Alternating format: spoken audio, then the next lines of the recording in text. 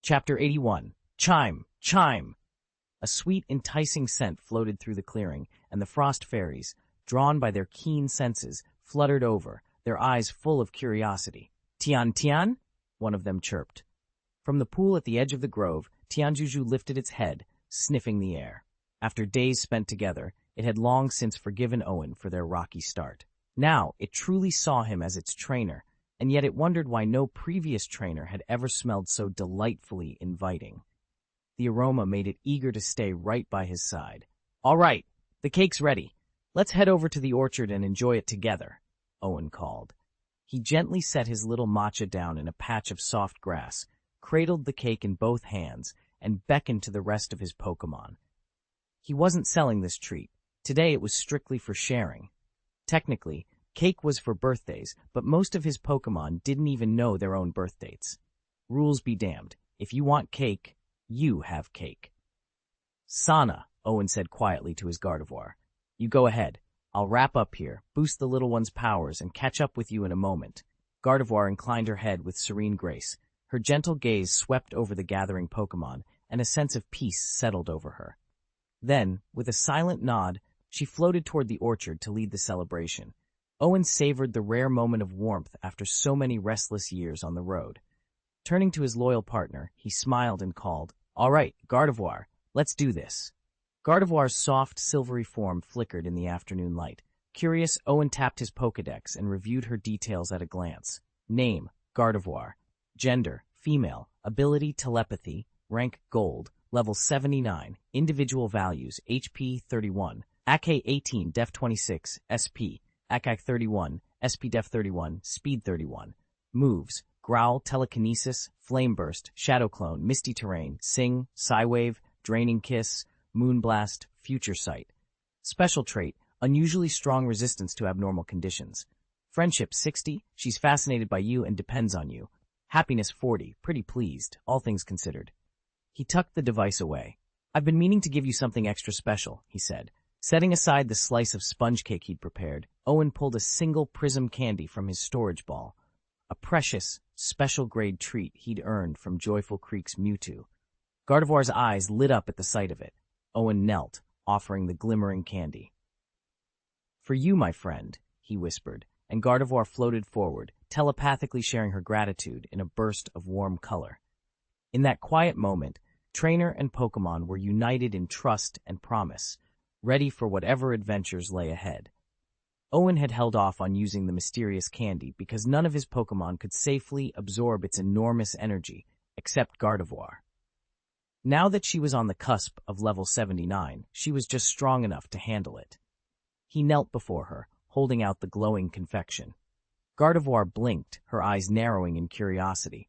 Even with her psychic senses, she couldn't penetrate its flickering core. "It's perfect for you," Owen said, smiling. "This should help you purge the curse much faster." With that, he gathered the rest of his team, Piplup, Bulbasaur, Pikachu, and Torchic, and set off toward the plantation at the forest's edge. Gardevoir remained behind, levitating the candy in her slender hands. She turned it, poked it, even tried to scan it with her mind, but it revealed nothing. After a moment's hesitation, she shrugged. "Maybe I'm just too cautious." Then, with a gentle nod, she placed the candy on her tongue and swallowed. A shiver of power raced through her body, illuminating every nerve and waking long-dormant strength. It felt as if a barrier around her soul had shattered, leaving her freer and stronger than ever before. A short while later, Owen returned to the plantation, this time carrying the enormous candy like a celebratory cake. At once, Torchic darted forward, chirping excitedly at the sweet prize. The others followed, eager to see what delicious and potentially powerful treat awaited them next. Torchic stared up at the towering cake, its narrow eyes widening in amazement. "Chi-chi! It smells so sweet, and it's huge!" "Midnight snacks too?" Wait, it chirped, hopping forward. Owen gently blocked the eager Pokémon with a foot. "Hold on until we reach our table." Torchic didn't sulk. Instead, it let out two soft chirps and settled at Owen's side. That's when it noticed something even more intriguing than the cake. Floating around Owen were more than a dozen pink, cloud-like creatures, alchemy, suspended in midair, each exuding a rich, creamy aroma. Nestled in Owen's other arm was a cluster of round, berry-like Pokémon known as Boundsweet. "One of the Boundsweet just told me," Owen said with a grin, "these alchemy produce the delicious cream everyone raves about." "Chi-Chi?" Torchic cocked its head. Its keen appetite perked up at the mention of cream. The alchemy, however, paid it no mind. One of them tilted its head and flicked a dollop of fresh cream right at Torchic. The silky glob landed smack on its beak, and a moment later, another slid straight into its mouth. Torchic's eyes lit up with delight. This was incredible. Now completely smitten with the taste of cream, Torchic turned its gaze back to Owen's massive cake, as if weighing its options. The cake had just climbed to the top of its must-eat list. Owen led his team across the grassy clearing toward the little barn he'd built. Sneevy's bright eyes and Alolan Vulpix's snowy fur both shimmered in the sunlight as they followed him inside. He set the cake carefully on the sturdy work table to make sure it wouldn't slip, then unfolded a small side table and laid out 8 plates. First, he sliced off one perfect wedge and slipped it into a storage orb. "Save this for Pidgeot," he said, tucking the orb into his pack. Then he portioned the rest of the cake into 8 equal pieces. "Spheal, come on over," Owen called, and the round, seal-like Pokémon waddled in on its flippers, drawn by his voice. In the far corner, Caterpie uncurled from a patch of straw, its tiny legs scuttling as the sweet smell tickled its antennae. From outside came the gentle rumble of Miltank, his herd of milk Pokémon, stirring at the scent. One by one, they filed through the barn door, curious and hopeful. "There you go," Owen said with a grin, handing out plates. "Enough for everyone. Slice of cake on the house." A chorus of excited moos and cheerful chirps filled the barn as each Pokémon settled down to enjoy its treat. Owen watched them happily, satisfied that his little party was off to a perfect start. Owen listened to the gentle chime of the system reward and carried a larger cake platter down to the water's edge. Moonlight glinted off the ripples, illuminating the graceful form of Melodic as it floated just below the surface. He set the plate on a sturdy rock and offered a slice to the elegant sea serpent. "Here you go." Melodic remained in the water. Its massive body would crush the shoreline foliage if it tried to come ashore. No matter. Owen made a mental note that next time he could simply use his powers to keep it afloat. Tonight, though, the important thing was the cake. Nearby, Mienshao poked its head above the waterline and beamed at the treat. Unsure how to handle the slice, it gingerly stuck out its tongue, scooped up a bit of frosting, then carefully slurped the rest in just a few bites. Owen watched in amusement. "Hungry for more?" Mienshao bobbed its head emphatically. You? Yes, please." At the edge of the rock sat the tiny cream fairies, their pastel wings fluttering excitedly. They'd spent all afternoon baking these cakes, and seeing Melodic and Mienshao devour them so enthusiastically filled the little confectioners with pride. One fairy fluttered forward and offered another slice, smiling as though it were the finest delicacy in the world. Owen rested a hand on Mienshao's sleek head as he passed over the next piece. The soft glow of the moon, the gentle lapping of water, and the delighted munching of his Pokémon companions made the moment perfect. Even the shy cream fairies seemed to relax, their own joy reflected in the creatures they'd helped feed. Tonight, everything felt just right. Chapter 82. Owen couldn't help but notice how delicious everyone smelled. The frosty fairies and sweet bamboos exchanged puzzled glances, their noses twitching at the mouth-watering aroma in the air. None of them knew where the scent had come from, but as simple Pokémon they soon shrugged off the question and attacked the cake with abandon. Moments later, the giant confection lay utterly demolished. Puff! A green Caterpie collapsed onto the clearing, its round eyes rolling back as it lay motionless. Owen paused mid-bite, his gaze meeting the little worm's vacant stare across the crumbs. He suddenly realized he too felt oddly bloated, as if he might burst from all that sweetness. Then, in the blink of an eye, a soft white light bathed the Caterpie. Its body rippled and elongated, stretching into a new form. When the glow faded, the green caterpillar had vanished, replaced by a prismatic, metallic red metapod at least twice the size of a normal one. "Huh," Owen murmured, recalling the oversized Pokémon he'd spotted earlier. "So the more they eat, the bigger they get when they evolve." The newly evolved metapod blinked, its glimmering shell quivering with a soft buzz. It looked around, just as bewildered by its own transformation as Owen was. Owen couldn't help but laugh at the metapod's stunned expression. Evolve?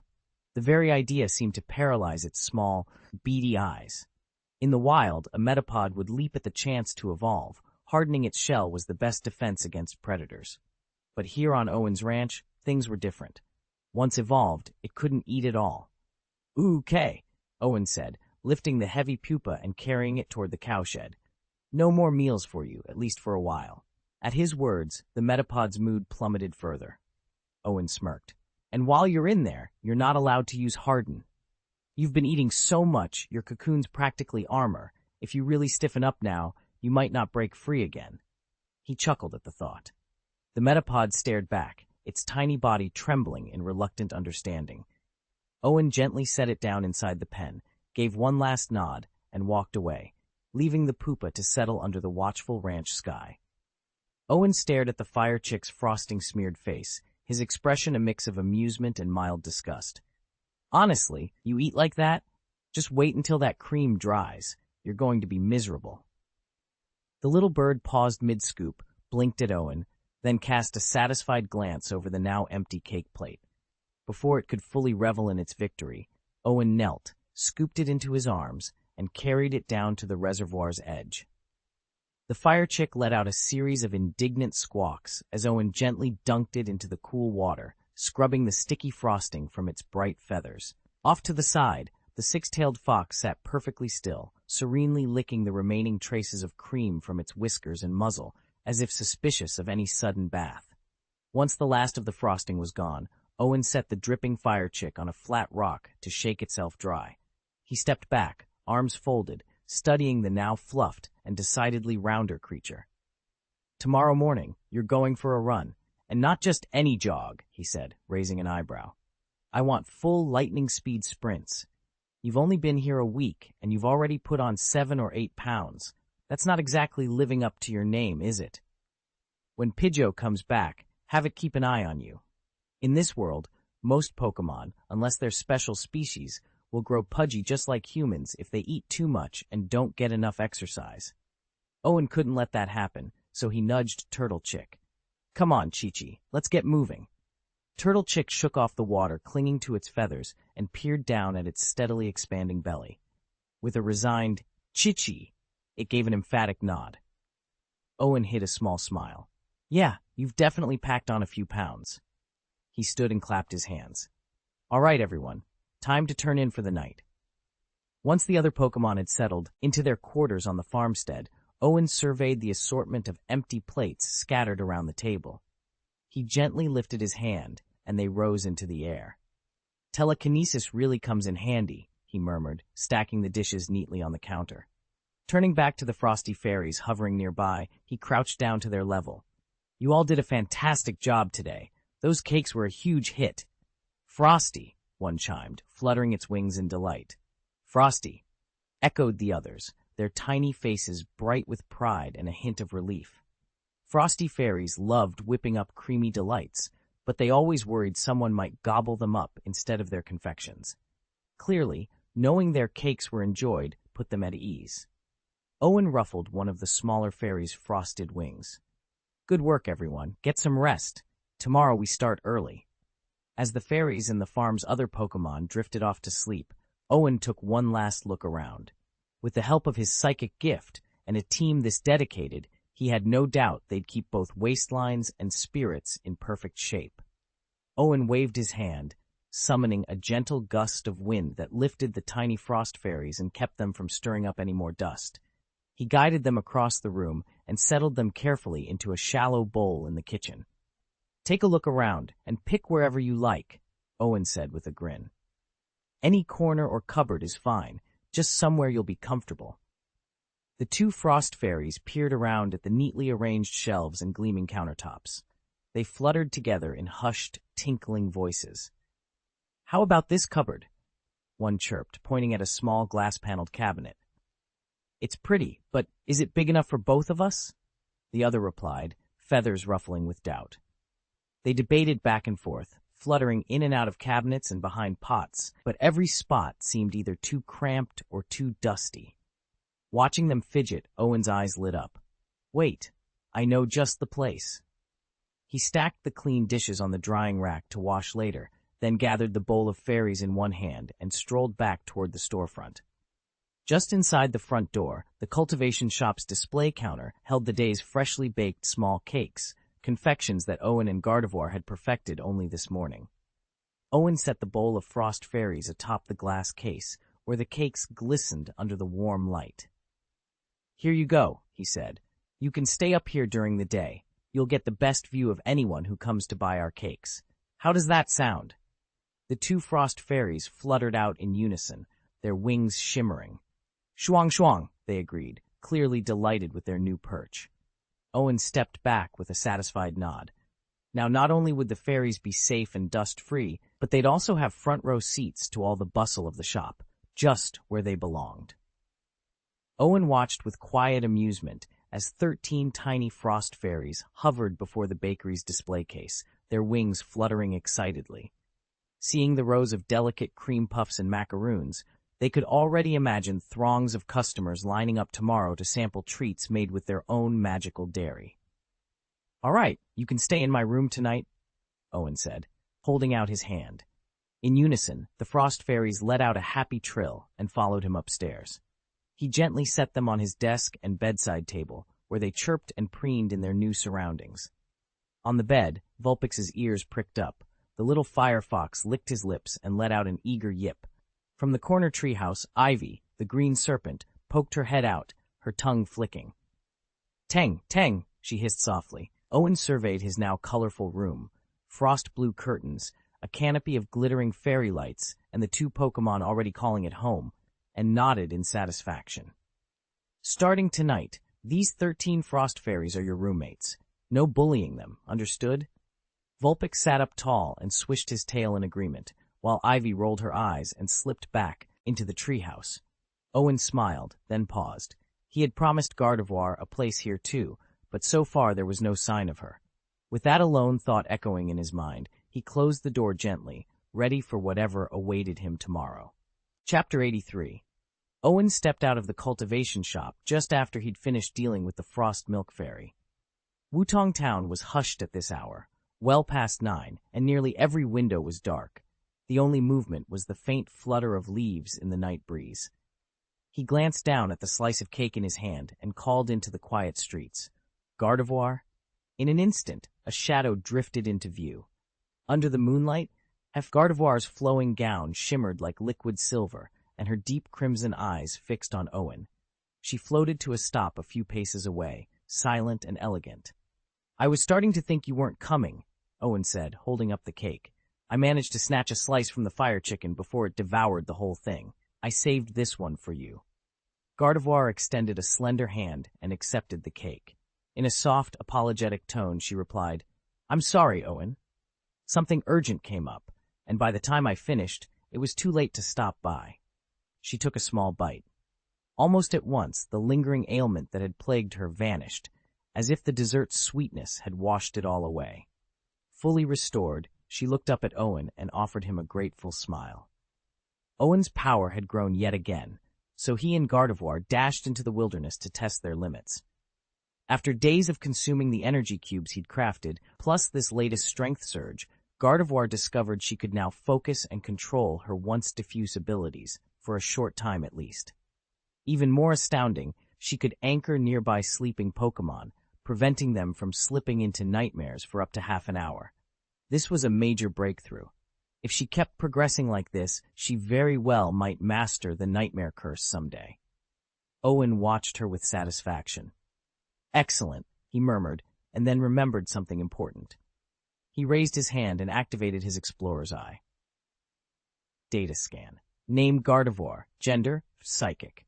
Ability, telepathy rank. Combat level, 81 to 86 known skills. Call, telekinesis, teleportation. Special notes, a rare colored Gardevoir that has begun to grasp Ray's nightmare curse. Owen lowered his arm, eyes bright with possibility. Gardevoir stood silently by his side, the late afternoon light glinting off her pale, iridescent form. Together, they had just taken the first step toward mastering a power that could reshape dreams themselves. Intimacy, 80. She's beginning to rely on you as her anchor. Pleasure value, 80. She's integrating into the family more and more each day. Owen's eyes lit up as the status panel appeared, confirming what he'd hoped. Gardevoir had begun to master Darkray's curse. You've really started to harness Darkray's power, he said, pride warming his voice. Gardevoir tilted her head and regarded him with soft, luminous eyes. Owen scratched the back of his neck, feeling a mild blush creep up.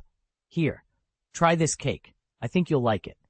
Her lips curved in a small, elegant smile. With a graceful nod, she accepted the slice and took a delicate bite. Gardevoir, she replied, her tone approving. Owen exhaled in relief.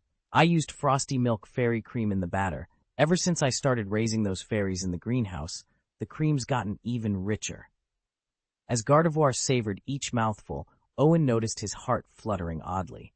He realized that every moment alone with her felt charged with nervous excitement. Maybe it was simply that they'd only just begun to spend time together, and he was eager for much, much more. Owen couldn't help feeling a little intimidated by Gardevoir's strength and her uncanny ability to peer into people's hearts. Still, with their bond meter just hitting 80, he knew she was almost completely won over. They sat together under the moonlight, savoring the last bites of cake, when Gardevoir looked at him and, in her gentle, melodic voice, remarked, Owen, you always seem to make your Pokémon so happy. He blinked in surprise, then laughed. Honestly, it's all thanks to your incredible cookie. Eng, he said, brushing a stray crumb from the plate. But hearing you say that reminded me of something human trainers often joke about. If you want to win someone's heart, you've got to go through their stomach first.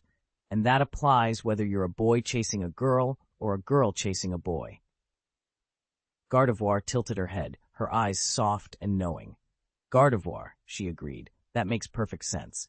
Bathed in silver moonlight, Owen met her gaze and felt the last of his nerves melt away. My real dream, he admitted, is to bring joy to as many Pokémon as I can with my cooking. That's why I'm planning to open a battle arena in Wutong Town. There are always a few big, aggressive ones who need a place to let off steam, and I want to make sure they're both challenged and well-fed. Owen leaned back on the low stone wall, the soft glow of the moon washing over him and Gardevoir. Who knows, he mused, maybe one day this breeding house will even become an official gym. Or maybe not. First, we'll need to repair and widen the road to Wutong Town, so more trainers can get here without trouble. I've saved up some money recently, so now's my chance to take a few risks and learn along the way. He paused to nibble on a piece of cake, eyes alight. And if I manage to catch 3 bees on my next trip to Sakura Winetown, I'd like to plant wildflowers along both sides of the Bluestone Path, so the bees have plenty of nectar to work with. Does that sound a bit ambitious? I'm not sure how the villagers will feel about it. Under the moon's hazy light, Owen and Gardevoir looked every bit the picture of tranquility. Gardevoir listened intently to Owen's plans, offering soft replies now and then. As he spoke, she slowed her bite of cake, the corners of her mouth curving into a gentle smile. Owen could tell she found the ideas useful for the breeding house's development, and he realized with a thrill that this was the first time he'd ever felt such a quiet closeness with another living being under the cover of night. August 12th, early morning. Pale light filtered through the window as Owen stirred awake, gently prying the ice Vulpix from his arms. He sat up and glanced around. Several frost fairies had already roused themselves and hovered silently at the foot of the bed. Owen pressed a finger to his lips and offered a quiet shh. Using a focused wisp of telekinesis, he floated each tiny fairy into the air and guided them down the hallway to the living room. Only when they were all safely settled did he exhale, relief softening his expression. "Why are you all up so early?" he asked, folding his arms. A delicate, strawberry-pink frost fairy flitted closer and piped up in high, excited tones, "We couldn't sleep."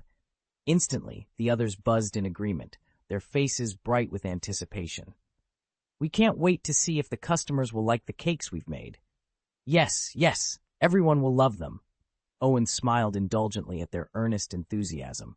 It was their first day in this new town. Of course, the fairies were eager to test their baking skills on fresh faces. All right, he chuckled, ushering them toward the shop entrance. Just then, the front door swung open from the outside. Chapter 84. Owen sprang out of bed with the same boundless energy he always had, like a fresh shoot bursting through the thawing earth in early spring. He assumed today would be just like any other, a simple morning routine followed by another day's work. But the moment he pushed open the wooden door and stepped inside, a sweet, floral fragrance wafted over him. He barely had time to register the scent before a chorus of gentle, grandmotherly voices called out, "Owen, would you like a piece of cake?" Startled, he turned to see that the old stall, where fruits and vegetables were usually displayed, had been transformed into a pastel-hued pastry counter. Lined up in perfect rows were more than a dozen tiny cakes, each topped with a swirl of creamy frosting in shades of pink, mint, lavender, and sky blue, so irresistibly cute they looked like miniature ice cream cones. Drawn forward by their charm, Owen softly repeated, "Cake!" The nearest frost cream fairy tilted her head and locked eyes with him. Far from afraid, she flashed a proud, eager smile and pointed down at the colorful confections, as if to say, "Look, these are cakes made from our very own magical cream. Go ahead and buy one." "Quick," Owen, who had been standing behind her, spoke up. "Just so you know, she's on the staff here, not a customer." The frost fairies, who had been fluttering around with bright smiles, instantly deflated at that news. They turned to the door with hopeful eyes, waiting for the next customer to arrive. Moments later, a young girl rushed in, her gaze locking onto the tiny, shimmering creatures. "Wow, how adorable! Are those frost fairies?" Chinshu blinked, snapping out of her initial surprise. Owen nodded at her question. "That's right, and the cakes displayed beneath them are made from the cream the fairies produce." He reached into his storage orb, pulled out a small piece of cardboard, and scribbled a few large Chinese characters on it. He held the makeshift sign up for Chinshu to see. "Custom cakes, price to be negotiated." "If anyone asks about these custom cakes," Owen instructed quietly, "tell them they're only available for Pokémon celebrating birthdays. If someone captures a wild Pokémon, they can use the capture day as its birthday." Chinshu nodded, glancing at the sign. Owen continued, "They're pricey. Expect to pay at least 5 or 6 figures. Of course, there are simpler versions at a lower cost. Design and method vary with the price." Satisfied that Chinshu understood, Owen stepped back, ready to greet the next curious customer. Owen had originally wanted to set the entry fee at 100,000 credits, but as he thought about ordinary trainers celebrating their Pokemon's birthdays, he couldn't bring himself to refuse them.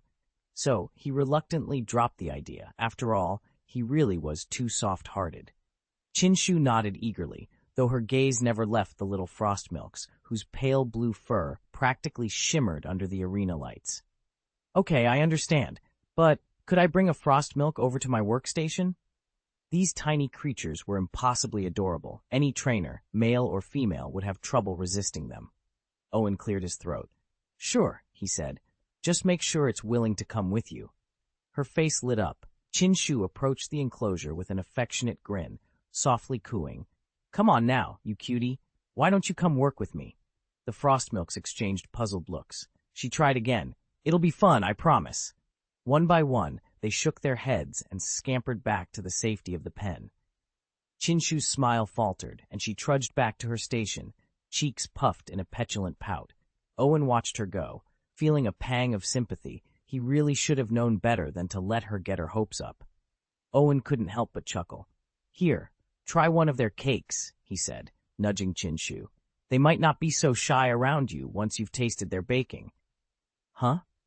Chinshu blinked in surprise, then her eyes brightened. With a small sigh at the 300 yuan price tag, she handed over the pot money, picked up a delicate frosted cake, and took a bite. She'd planned only to praise the Frost Fairy's pastry skills to win their favor, but from the very first mouthful, she was sold. "This is amazing." The nearest Frost Fairies, their eyes wide and glittering, gathered around her. "Frost," one of them murmured tentatively. Chinshu smiled at the curious sprites. "See, I told you it was good. How about you come work with me? The customers in my section pay later, so you'll get even more attention and maybe extra tips." The little frost fairy she'd singled out hesitated, then flitted forward and allowed Chinshu to scoop her up. Satisfied, Chinshu carried her new companion off toward the service counter.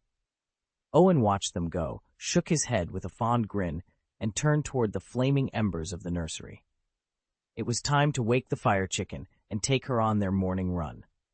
Owen stood beneath the gnarled branches of the dragonfire fruit tree by the pool, marveling at the tiny green buds dotting its limbs. In just a little while, those buds would mature into the special cultivation energy crystals he needed. He nodded in satisfaction, then strode over to the weathered wooden chicken coop and knocked on the door. "Chi-ji!" A soft ruffling of feathers answered him. The fire chick poked its bright orange head through the slats, blinking sleepily. When it recognized Owen, its eyes widened. "Chi-ji?" All right, Owen said with a grin, scooping the plump bird into his arms. "You ignored me yesterday, but now you're so eager you can't wait to run?" Above them, the sky pearl willow, Tianjuju, stirred atop a branch. Drawn by the noise, it unfolded its shimmering feathers, peered down at the helpless fire chick, and tucked its head in silent relief. Owen carried his trainee onto the straight stretch of bluestone path that led 500 meters out and back. He set the challenge. Today's goal is simple. Either you keep pace with me, or you'll run 20 laps. He smirked. "That's 10 kilometers. Ready, little one?" Owen sized up his little fire chick with a confident grin. Racing a full lap was no small feat for most Pokémon, but given how much this one ate, and its speed boost ability, which made it faster every time it struck, he was sure it could handle the challenge. Besides, it was a good way to test its stamina. "Fire chick, are you ready?" Owen called. The fire chick's sleepy eyes suddenly came to life. If it could outrun its trainer, it wouldn't have to keep running. How could it pass up a chance like that? "Absolutely," Owen replied. "And if you beat me all the way around, I'll treat you to another barbecue feast." At the promise of extra barbecue, the little fire chick's expression sharpened into fierce determination. "All right, let's do this." Owen raised his hand. "Fire chick, quick attack, go." In an instant, a streak of white light shot from its body as the fire chick lunged forward, a living spark dashing like lightning around the track. Chapter 85. After a few minutes of sprinting, Torchic came to a panting halt. He stared up at Owen, his trainer, who always managed to stay just a few strides ahead.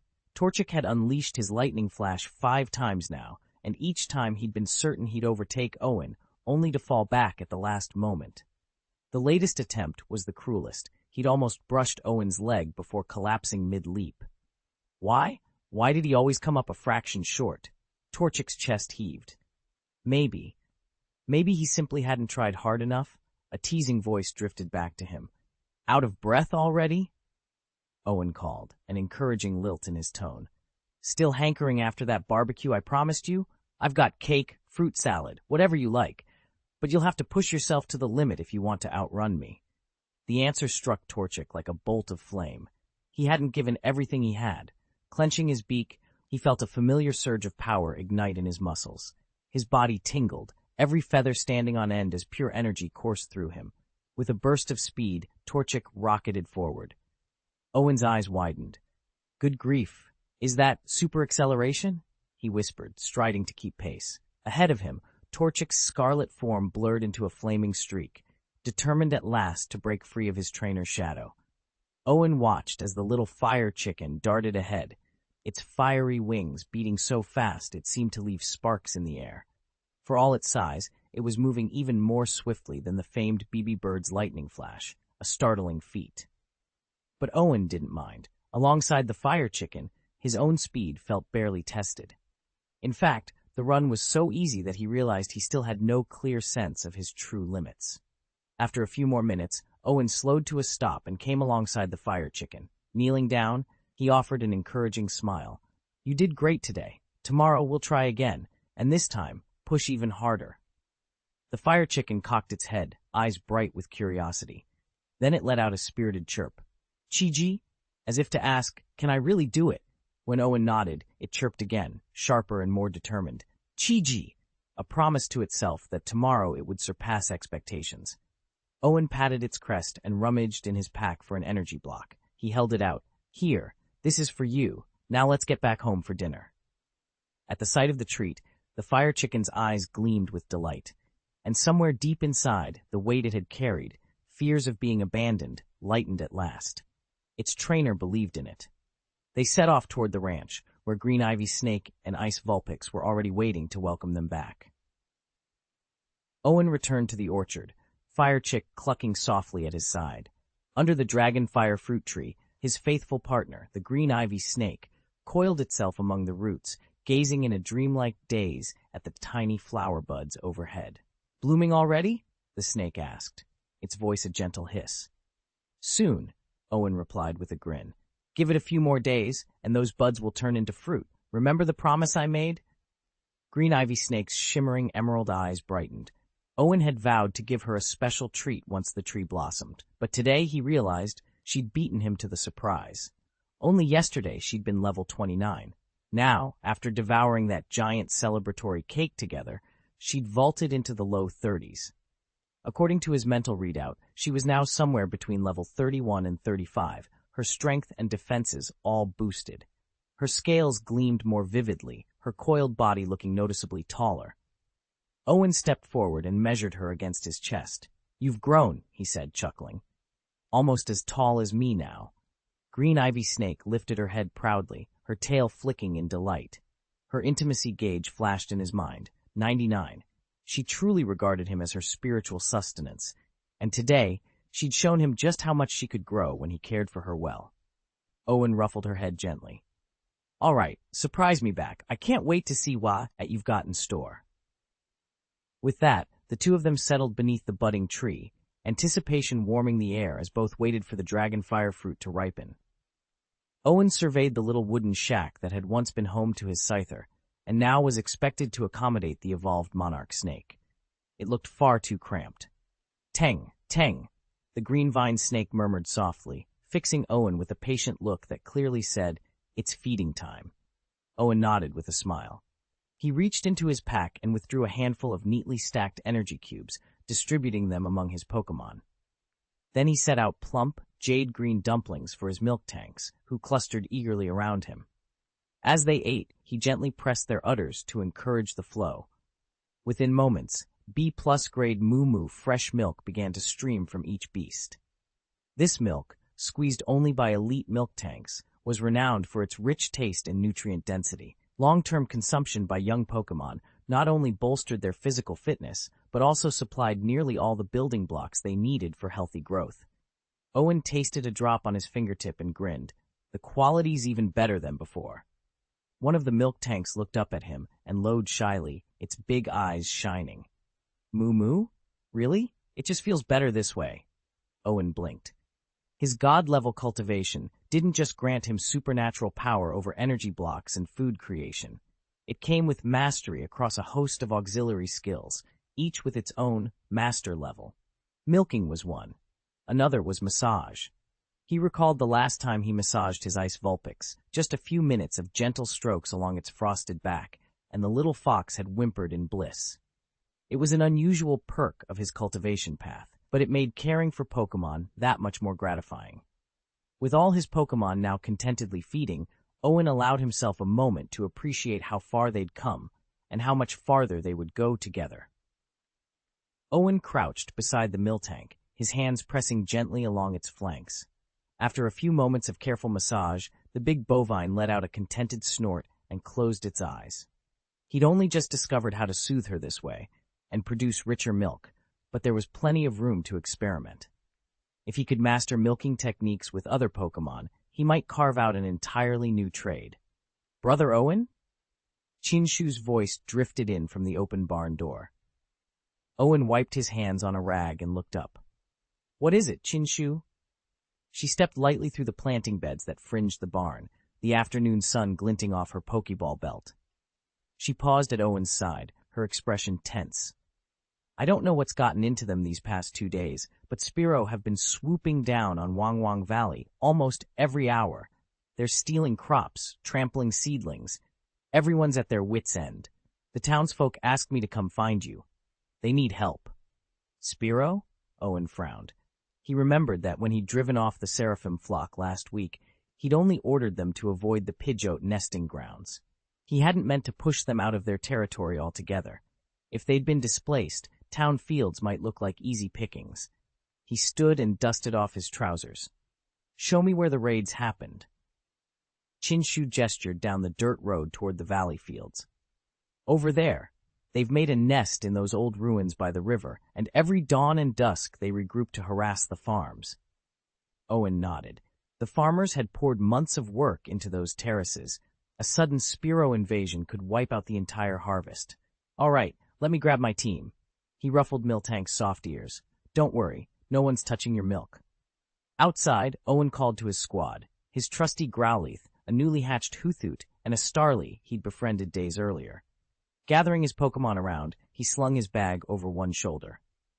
"We'll set things right," he promised Chinshu. Together, they strode toward Wangwang Valley, ready to protect the crops, and teach those Spearow there's more to life than petty thievery. Chinshu gave a brief nod and slipped back into the cultivation hall. Owen stroked his chin thoughtfully. He'd originally planned to cultivate the Wangwang grain himself. After all, its starch made unrivaled rice wine, but the process was so involved, with countless steps and endless temperamental requirements, that he ultimately abandoned the idea. In Wutong Town, most farmers who grow Wangwang grain keep only enough for their own needs and sell the rest. That suited Owen just fine. He could always purchase whatever he required from the townsfolk. "Pidgeot!" A piercing cry cut through the sky. Owen looked up to see a fiery orange silhouette soaring overhead, followed by a squadron of 20 smaller birds riding its wake. In the same instant, a soft ripple of psychic energy marked Gardevoir's sudden arrival at Owen's side. Chapter 86 August had come, and the rice paddies around Wutong Town gleamed golden orange under the sun. The stalks were heavy with plump, swelling grains, promising a bountiful harvest. High above the fields, 2 Spearow screeched as they circled, familiar pests that every year harassed the crops at harvest time. Below, Mayor Han Yu stood with Windy Dog, the faithful Pokémon he'd borrowed from the Wutong City Pokémon Center, rubbing his temples. He knew these Spearow dared not attack Windy Dog head-on, but their aerial assaults and knowledge of the nearby forest gave them the confidence to linger day after day. Windy Dog, after all, wasn't a permanent resident. It had duties back at the center, and autumn's golden fields wouldn't wait forever. "If only we could drive them off for good," Han Yu sighed. His words were barely out of his mouth when the 2 Spearow suddenly squawked in alarm and streaked toward the trees at the forest's edge. A moment later, a mighty cry echoed across the paddies. "Pidgeot!" Instinctively, Han Yu tilted his head skyward. There, cutting through the late afternoon light on powerful wings, soared a magnificent Pidgeot, its plumage gleaming like burnished gold. And riding proudly upon its back was a lean young trainer with dark hair and determined eyes. Owen. He guided Pidgeot in a graceful descent, ready to reclaim the fields and put an end to the Spearow's yearly raids once and for all. When the Pidgeot swooped in closer, Owen could make out every feather and contour. He couldn't help but exclaim, "Is that the Kobayashi family's Pidgeot, fully evolved?" The great bird circled once more before settling lightly onto the grass. Owen dropped to the ground and, glancing down in surprise at the sleek Houndoom standing sentinel beside him, nodded respectfully toward the man in the sweatshirt. Grandpa Han. Han Yu, mayor of Wutong Town, had once been a fierce competitor, a trainer whose Pokémon dazzled audiences across the league circuit. But after the heartbreak of losing his Butterfree and Infernape to age and illness, he retired to his hometown, sending all his surviving Pokémon back to their habitats. Though he'd laid down his Pokeballs for good, his eye for talent remained as keen as ever. Han studied Owen's Pidgeot for a long moment, admiration lighting his features. "What a magnificent specimen. Your training isn't any less impressive than your father's." Owen's lips twitched into a modest smile. "I've hardly had the chance to see my father's Pokémon," he confessed. And in that, he spoke nothing but the truth. Owen glanced around. Apart from that Scyther, he hadn't seen any of his father's other Pokémon. Ever since he was a child, he'd puzzled over why his dad's Scyther was so powerful, and yet out of all the Pokémon a top trainer might have, only it ever appeared. It didn't make sense, but his father had never given him a straight answer, and Owen eventually let the question go. Hanyu shook his head, a faint grin playing on his lips.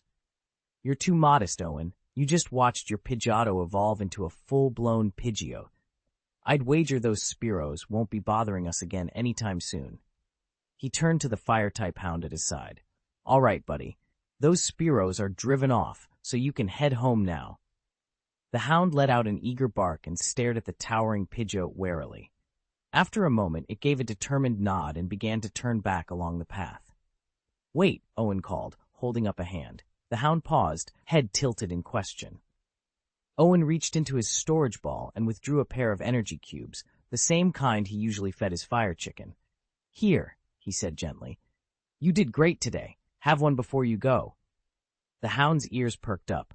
It looked at Hanyu for approval, and when Hanyu nodded, it bounded forward gratefully, taking the cubes in its mouth and munching contentedly. Hanyu watched the exchange and couldn't suppress a warm smile. This here is the pup of a swift hound I caught when I was a kid, Hanyu explained, holding up a clipboard. She had a son, real smart fellow, who even went into law enforcement. Now I hear her mate's expecting again. If you want a reliable guardian for your home, I can arrange to bring you one of the pups once they're born. Owen's eyes widened. Really? He already had that ice Vulpix at home, great for keeping cool in summer, but in winter its chill was almost unbearable.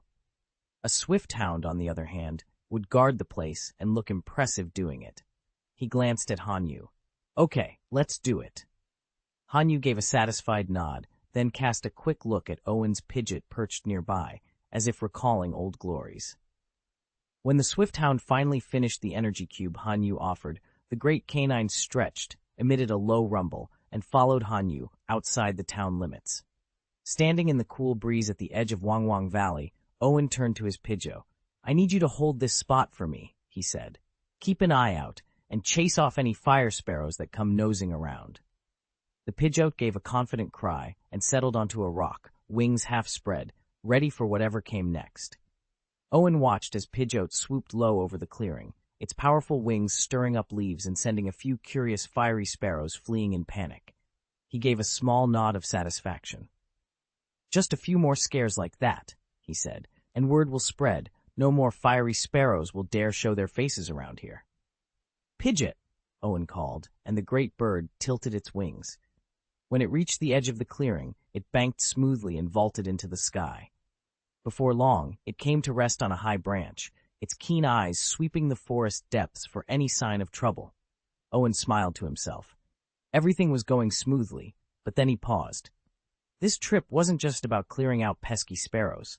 He'd come here to negotiate the purchase of Wangwang Valley, and now the mayor, his only point of contact, had already departed the region. He had no idea who currently claimed these lands. He shook his head, half amused at his own absent-mindedness. All right, let's go back and check with Qin Shu, he muttered. Back at the cultivation house, word of the new bakery had spread like wildfire. A steady stream of customers poured into the small shop, drawn by tales of exotic new pastries and the enchanting Clefairy who manned the counter. Each visitor left with a box of cakes in hand, marveling at flavors they'd never before tasted. From behind her glass display, the Clefairy watched every sale with delighted hops. To her, this little shop was just as warm and welcoming as the bustling dessert parlor she'd known before. With every satisfied customer and every cheerful compliment, the knot of worry that had tightened Owen's chest began to loosen, and before long, it was replaced entirely by pride and happiness.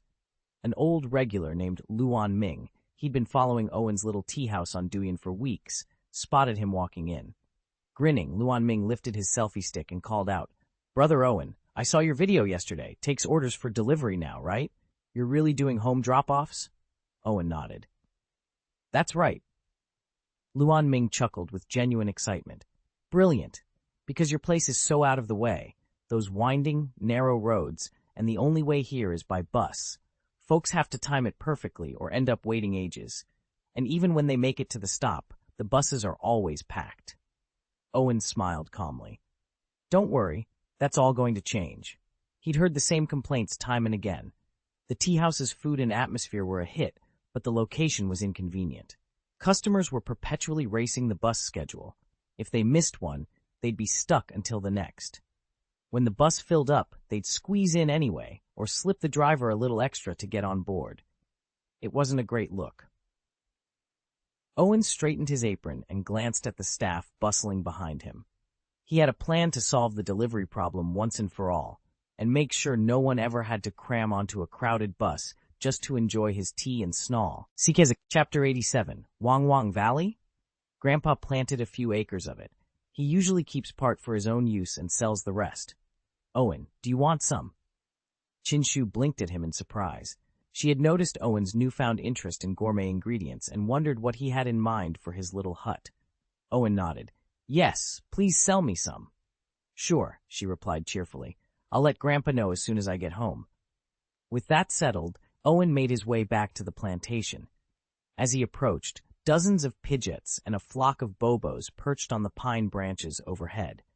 Earlier, Pidgeot had escorted him here and carefully set them down among the trees. Seeing so many flying Pokémon, Owen felt relieved that his Metapod had already evolved and retired to the dairy barn. Otherwise, the sight might have made him duck for cover. A more important thought struck him, though. These Pidgeots and Bobos would need to learn the delivery routes if they were going to help distribute his packages. Training began now. Owen was certain that, within a 300-kilometer radius, a Pokémon could reliably find its way home. But what if someone wanted a Pokémon to deliver takeout to a specific house within that same distance? He couldn't help but think of the Pidove that carried letters in the old anime, or the massive Pelipper that ferried cargo across the sea. How did they know exactly where to go? Maybe they needed map-reading training first. He glanced over to Gardevoir, who was busy picking ripe berries from the low shrubs. As soon as she tucked the latest fruits into her storage ball, Owen stepped forward and gently took her hand. Okay, let's pause the berry picking for now, he said. Come over here. I want to try something. Gardevoir tilted her head in mild confusion, but didn't resist. After all, affectionate moments like this between trainer and Pokémon weren't unusual. Owen still chuckled at the memory of his Alolan Vulpix. Whenever he helped it stand by holding its paws, it'd sneeze out a cloud of snow and ice crystals, leaving him covered in frosty foam. Just then, the familiar hum of the Rotom mower came from the grass. Rotom was busy trimming the field. Owen whistled. Rotom! Over here! Then, looking up at the tall pine at the edge of the plantation, he called again, Pidgeot, I need you. Owen held out his hand and called, Peepee, down! His Piplup and the two Pidgeots hovered a few feet above the ground, wings beating rapidly. At his command, they descended in unison. Owen gave them a nod of approval. Ever since he'd rescued the Pidgeot leader, they all recognized him as their trainer, even if a few of the younger birds still struggled with the concept. Rotom, Owen said, turning to his electric ghost partner. Project a map of Wutong City. Make it as large as you can. Rotom. Rotom buzzed happily, spiraling into the center of the clearing. In an instant, a 4x4-meter holographic image of Wutong City materialized, streets and rooftops glowing in translucent blue. Owen glanced over at Gardeau, his steadfast Gardevoir. Gardeau, how far can your teleportation reach? Will it cover the entire city? Gardeau cocked her head and gave a confident nod. Yes, more than enough. A pleased smile spread across Owen's face. Perfect. Here's the plan. I want to train these Pidgeots, and any other wild Pidgeots we can recruit, to become precise delivery experts. We'll use these energy blocks as markers. I'll ask Gardeau to teleport them to specific coordinates throughout Wutong City. Then, using the holographic map and the energy signatures, our Pidgeots will locate and retrieve each block. It'll teach them to find every household with pinpoint accuracy. He looked around at his team. Piplup tweaked his crest excitedly. The two Pidgeots exchanged eager glances. Rotom crackled in anticipation, and Gardeau's eyes glowed. It was an ambitious exercise, but Owen was confident. By the time they were done, Wutong City would have the most reliable avian delivery network in the region. Owen spread the map out on a flat rock, tracing the cluster of red dots with his finger. Let's start close in and work our way outward, he suggested. Gardevoir hovered beside him, her expression soft but clearly amused. Owen cleared his throat, half laughing. Don't look at me like that. Am I treating you like a pack horse again? He knew Gardevoir had already shouldered the bulk of their recent travels with her teleportation. Beyond that gift, he was at a loss for how to push his 2 Pidgeots to improve. He reached into his pack and offered her a handful of energy cubes. "Here, please." The elegant psychic Pokémon rose a few feet into the air, studied Owen for a moment, then drifted down to rest a reassuring hand on his shoulder, gently smoothing back his hair. "Understood," she conveyed by thought alone. Gardevoir turned to the 2 Pidgeots, transferring Owen's instructions directly into their minds. With a subtle flick of her wrist, she lifted the energy cubes one by one and placed them before each bird. The Pidgeots immediately pecked at the cubes, their eyes lighting up with fresh energy. Satisfied, Gardevoir floated back to the map, tapping every red marker in turn with a precise telekinetic nudge. Then, in a soft shimmer of psychic light, she vanished. Owen blinked, and for a moment found himself utterly alone in the clearing. He took a deep breath, squared his shoulders, and readied himself to follow wherever Gardevoir and his Pidgeots would lead next. Late that afternoon, 2 of Owen's Pidgeots flapped their wings and lifted off toward Wutong City at his command. Owen watched them go, then traced a fingertip over the spot where Gardevoir's energy imprint still tingled. He frowned in mild puzzlement. "Odd," he murmured. Gardevoir glided closer, her expression as composed as ever. "Everything is proceeding normally," she said. "In just one day, 3 or 4 of the Pidgeots have learned to locate the energy cubes with remarkable accuracy. The others aren't far behind. Some hesitate for a moment, but none stray far from the correct positions. Give them a few more days, and they'll find every red dot on the enlarged map without error." Owen nodded, satisfaction replacing his doubt. He turned to gather his team, several Pidgeots and one called Bobo, and handed out their evening rations. Then he outlined the next phase of their assignment. It was straightforward. They'd continue practicing their cube searches, with no curfews and all meals provided. If any of them felt unhappy at any point, they were free to leave. None of the Pidgeots, or Bobo, showed the slightest inclination to quit. Instead, they chirped and fluttered their wings in approval, clearly eager to keep going. Owen stood in the doorway of his breeding house, watching the last of the day's energy capsules change hands. By 4 o'clock, every reserve he'd brought in had been sold. He turned to Qin Shu, who was gathering the empty crates. "Don't forget to tell your grandfather about Wang Wang Valley," he reminded her. Qin Shu flashed him a quick smile and sprinted off. Halfway down the path, she paused, looked back, and waved. "Got it, Brother Owen."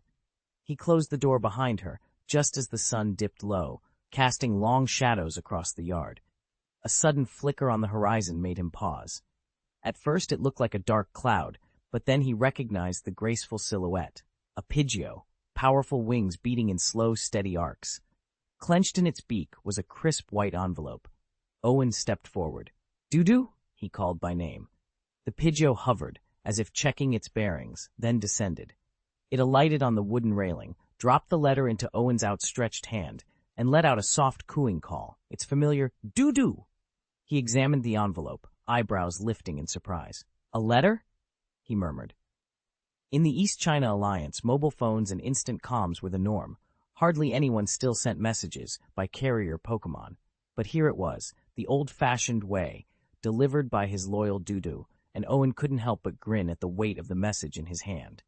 Whatever news lay inside, it had come on the wings of tradition. Chapter 88. Owen slid the parchment from its envelope and unfolded it. The neat looping script belonged to Shufen, the proprietor of the grape orchard in Winetown. To Owen, owner of the Wutong Town Plantation. "Hello, Owen. I'm writing from the Winetown grape orchards. Word reached me that you're interested in sourcing a tribe hive for honey production. If you'd like to proceed, please bring along samples of the flowers you cultivate. I'd like to examine them first to ensure they're suitable for tribe pollination. Also, on August 28th, we'll be unveiling our inaugural batch of fruit wine here in Winetown. Many plantation owners plan to attend, exchanging seedlings and showcasing their prized crops. We're also organizing a trainer battle tournament. Prizes will be furnished by the participating plantations. You're cordially invited to join us. If you can make it on the 28th, this would be the perfect opportunity, as we'll soon be busy with the honey grape harvest and may not be able to host you properly afterward. I very much look forward to meeting a promising young owner like yourself. Shufin, proprietor, Winetown Orchard. Owen stared at the letter in surprise. Could Uncle Moo already have spoken to Shufin on his behalf? It seemed almost too quick. Still, the invitation was perfectly timed. A chance to evaluate his flowers, secure a trebie hive, and rub shoulders with other plantation owners, perhaps even recruit a few skilled trainers, was an opportunity he couldn't pass up. He tucked the letter into his satchel and rose to his feet, determination sparking in his eyes. August 28th in Winetown, he murmured to himself. Plenty of time to gather flower samples and to prepare for those battles. With that, he strode out of his study, already envisioning the sweet taste of first-run fruit wine and the hum of trebie wings in his new hive. Owen leaned against the windowsill, turning the thick envelope over in his hands. It was better to have notice of this visit. Now he wouldn't arrive with no warning, and he'd have time to prepare. He glanced at the small, plump bird perched on the sill and asked, "Did you bring this all the way from Winetown?" The doo-doo pigeon tilted its head, let out a soft coo, and then swiveled, gazing in the direction of Wutong City. Of course, these feathered messengers were Wutong's exclusive postal couriers, sent to deliver letters for elders who spared no thought for smartphones. It was unusual to receive one's mail by bird at Owen's age, but the invitation was important enough to warrant special care. Owen smiled and nodded. Reaching into his coat pocket, he withdrew an energy cube and tossed it gently toward the pigeon. The bird pecked at the cube eagerly, tore off a chunk, and with a grateful coo, it launched itself into the morning sky, wings beating steadily until it disappeared over the rooftops. Seated at his desk, Owen slit the envelope open and scanned its contents. The handwriting was familiar, an invitation to Winetown's spring festival asking for his presence. He tapped the letter thoughtfully against the wood grain. Perhaps he should plant new flowers in his courtyard before he left, something bright and welcoming for guests. His gaze drifted to the single budding branch of the dragonfire fruit tree perched in a corner. Those buds, once pollinated, would grow into rare, valuable fruits, far too precious to sacrifice for mere decoration. He shook his head, smiling to himself. He'd been mulling over a proper flower bed for weeks. Now was the perfect time to start. Owen rose, fetched his gardening ledger, and flipped to a blank page. He'd sketch out a layout of marigolds, dahlias, and lavender, hardy blooms that would greet him with color and fragrance. As he dipped his pen in ink, he felt a surge of excitement. Winetown could wait a few more days. First, he'd bring new life to his own doorstep. Owen shook his head and returned to the cultivation house. He glanced at Rotom hovering nearby and asked casually, "So, how much did we pull in today?" Calculating master Rotom replied, its display blinking through numbers. "Today's revenue is 375,200. Your current balance is 6,450,000. Owen nodded, unfazed. He was no longer the nervous rookie who just opened the shop. These figures barely stirred him anymore. What really occupied his thoughts was whether this money could fund a proper 20-kilometer road, at least one built to last. "Rotom," he said after a moment, "do the energy blocks on the shelves match up with today's sales?" Rotom hovered quietly, processing the question. Owen frowned. "Match up? Is something off? By how much?" There was a brief hesitation before Rotom answered. "It appears 3,000 energy cubes are unaccounted for." Every morning, as the day's stock of energy cubes was placed on the counter, Rotom would count them and project their total sale value, an exercise that usually matched perfectly, since the cubes typically sold out. Owen repeated in disbelief, 3,000? He fell into deep thought, weighing the implications of the missing cubes. Owen frowned as he glanced at the empty spot on the counter where a 3,000 yuan stone should have been. It wasn't the money itself that bothered him so much, but the fact that someone had managed to walk off with it right under both his and Gardevoir's noses. Or had they? Maybe with Gardevoir busy training Pidgeot yesterday, she simply hadn't noticed. "It's all right," Owen said, leaning closer to Rotom, hovering by the cash register. "First thing tomorrow morning, let's review the surveillance footage. It's possible the customer forgot to pay, and this is just a misunderstanding." Rotom zipped in place and blinked its little face, as if to say, "Got it." Owen hoped that would settle the matter. If they reviewed the footage and still came up empty, he'd have to ask Gardevoir or Uncle Leong's Lucario for help tracking it down. The next morning, Owen rose before dawn. He stretched, rubbed the sleep from his eyes, and made his way to the hut's front room. As soon as he stepped inside, he spotted something he didn't remember leaving there, a smooth, gray stone sitting on the counter beside the register. Owen's heart skipped a beat as he picked it up and turned it over in his hand. A small inscription glinted in the lamplight, Stone of Invariance. He recalled its description, a rare gem that, when carried, stabilizes a Pokemon's genetic makeup to prevent unwanted transformations. Did Gardevoir find it? Owen murmured, but shaking his head, he realized how unlikely that was.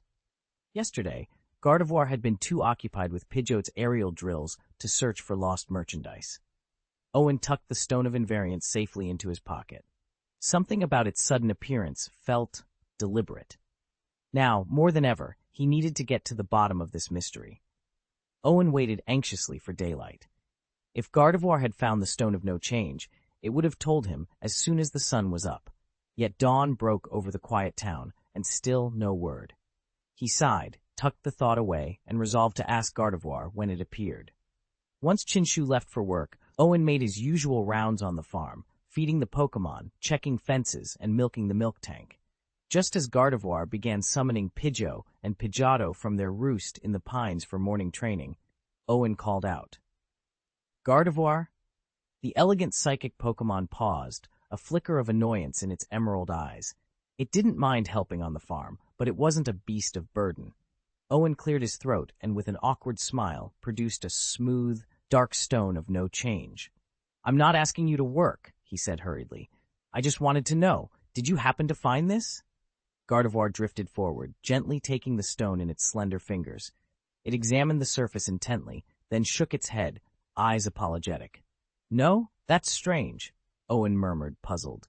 He returned the stone to his pocket, determined to keep searching until he discovered who or what had it. Owen paced in front of Gardevoir, disbelief etched on his face. Saying a Pokémon managed to sneak in without either of us noticing? He proceeded to recount every strange detail of yesterday and today. Gardevoir listened, its emerald eyes widening. "A new presence just appeared this morning?" The psychic type mused telepathically. It had spent the entire night patrolling the stretch of road between Wutong City and the nearby town. Any unusual Pokémon crossing that path would have set off its senses, yet nothing. They exchanged a silent look, but no answers emerged. Finally, Gardevoir emitted a soft sigh. "I understand. I'll redouble my vigilance." Relief washed over Owen. "Thank you so much." He smiled to himself. All it had cost him was a single energy cube and a special magic candy. Yet in return, he'd gained Gardevoir's steadfast companionship. To him, it was the best bargain he'd ever made. Before he could say more, Gardevoir drifted in the air above him. It gently placed a hand on the top of his head, smoothing back his hair. Warmth and quiet affection flowed through their shared bond, and Gardevoir's voice resonated in his mind. "When you first welcomed those 3 Pokémon, you felt you needed to look after them. But lately, it seems you've been doing far more than they have. Maybe it's time someone cared for you, too." Owen froze, cheeks warming. No wonder his hair always felt so nice when Gardevoir touched it. He couldn't help but grin. He'd found more than just a guardian in his Gardevoir. He'd found a true friend. Owen bristled inwardly. Was Shania treating him like a child? After all, he was now responsible for feeding dozens of Pokémon and even owned his own plantation. Yet the lingering ache of comparison to Torch wouldn't go away. He couldn't help but snap. There has to be a difference. Shania's eyes softened, and his tone grew gentle, as if he were soothing a wound.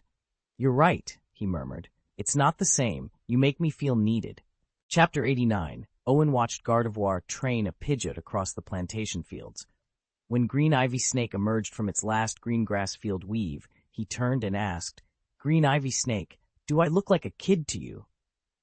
The snake tilted his head, rolled his eyes, and stayed silent. Owen frowned. Only a child would worry about that, and he wasn't about to base his self-image on what other Pokémon thought. "What's with the eye roll? Are you saying I really look like a kid?" He reached out to pat the snake's head. Green ivy snake threaded away, fixing him with a fierce glare.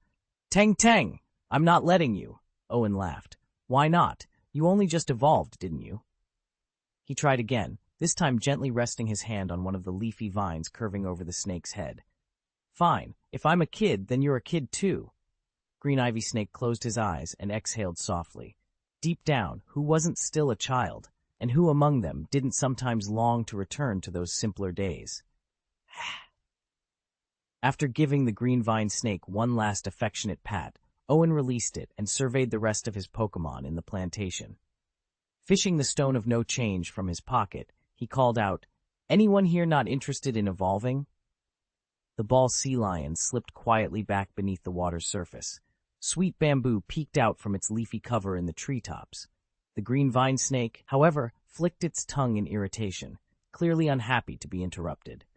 At that moment, Fire Chick marched forward, chest puffed out and eyes blazing with determination. "Chi-Chi?" it chirped excitedly, its way of saying, "If nobody else wants it, I do. I'll evolve and surpass my trainer."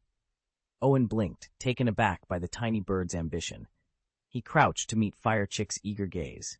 "That's a pretty lofty goal," he said with a gentle smile. "Even if you evolve, you won't actually outshine me. But don't worry about food. You'll have a bigger appetite after evolving, and I'll be sure you're well fed." With that, Owen tucked the stone of no change away, confident that his team's journey, evolved or not, was in good hands.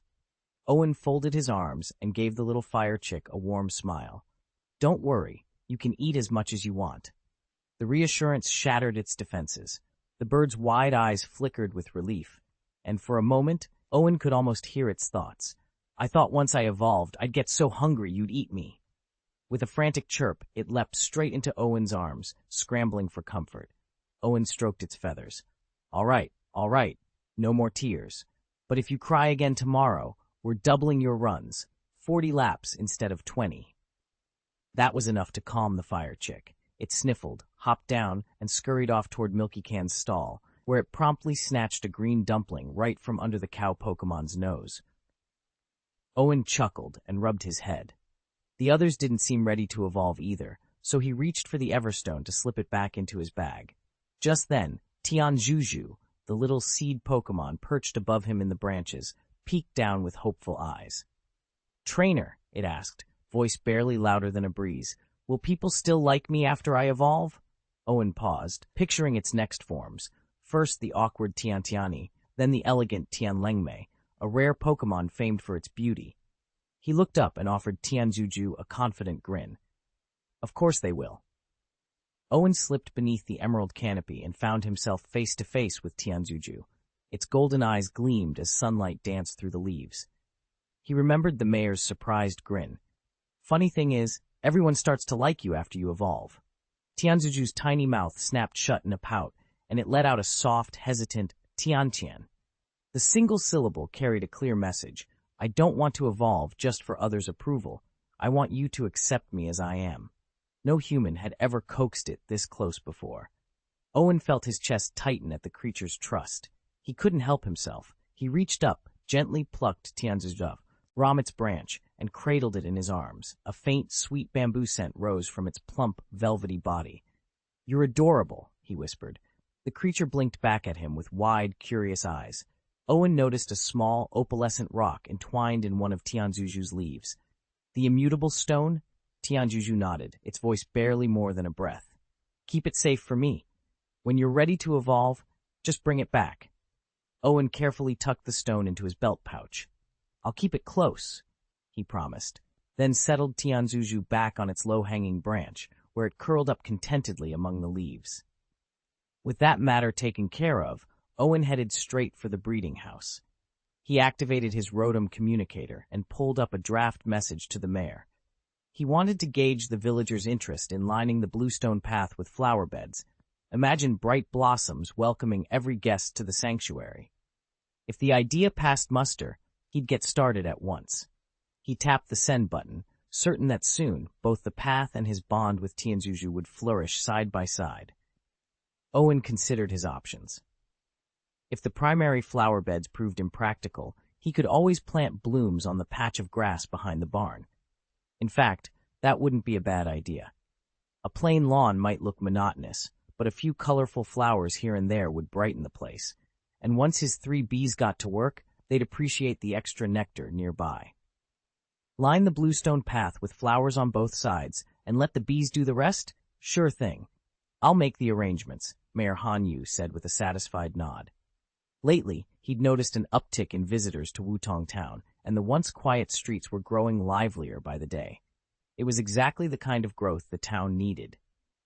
Ever since taking office, Hanyu, now in his late 70s, had retired his own Pokémon. He simply didn't have the energy for it anymore. But Owen was different, young, eager, and full of promise. "Thank you, Grandpa Han," Owen replied gratefully. Clutching his Rotom Pokédex, he followed the map's directions into Wutong City in search of a flower shop, eager to get started on his new garden. Owen paused in front of the little shop, reading the sign above its green-framed windows, "Huabebe Flower Shop." A soft voice chimed from inside. "Hua!" From behind a display of potted begonias and ivy, a small flower sprite flitted into view. Its body was pure white, save for a bright red blossom atop its head, the petals curling back to reveal a golden core. 2 wisps of green, like cattail fans, sprouted where ears might be, and a heart-shaped leaf formed its lower body. Owen recognized it at once from his elf guide at school. "That's a Huayeti," he murmured. According to the field guide, Huayeti roam gardens, tending wilting blooms, and, even stranger, borrowing floral energies to defend their hosts in battle. Owen hadn't imagined he'd ever meet one in person, let alone at his first stop in the city. He stepped inside, his breath catching at the riot of color all around him. "Hello there," he said gently, to both sprite and shop. "What kinds of flowers do you have today?" At that moment, a young woman in her 20s emerged from a back aisle, carrying an orchid in a glazed ceramic pot. She wore a crimson headscarf and a deep green apron speckled with soil. She smiled warmly at Owen and at the little elf at her feet. "Welcome to Huabebe," she said, tucking a stray lock of hair behind her ear. "My name is May. Are you looking for something special?" Owen glanced at the friendly sprite, then back at May.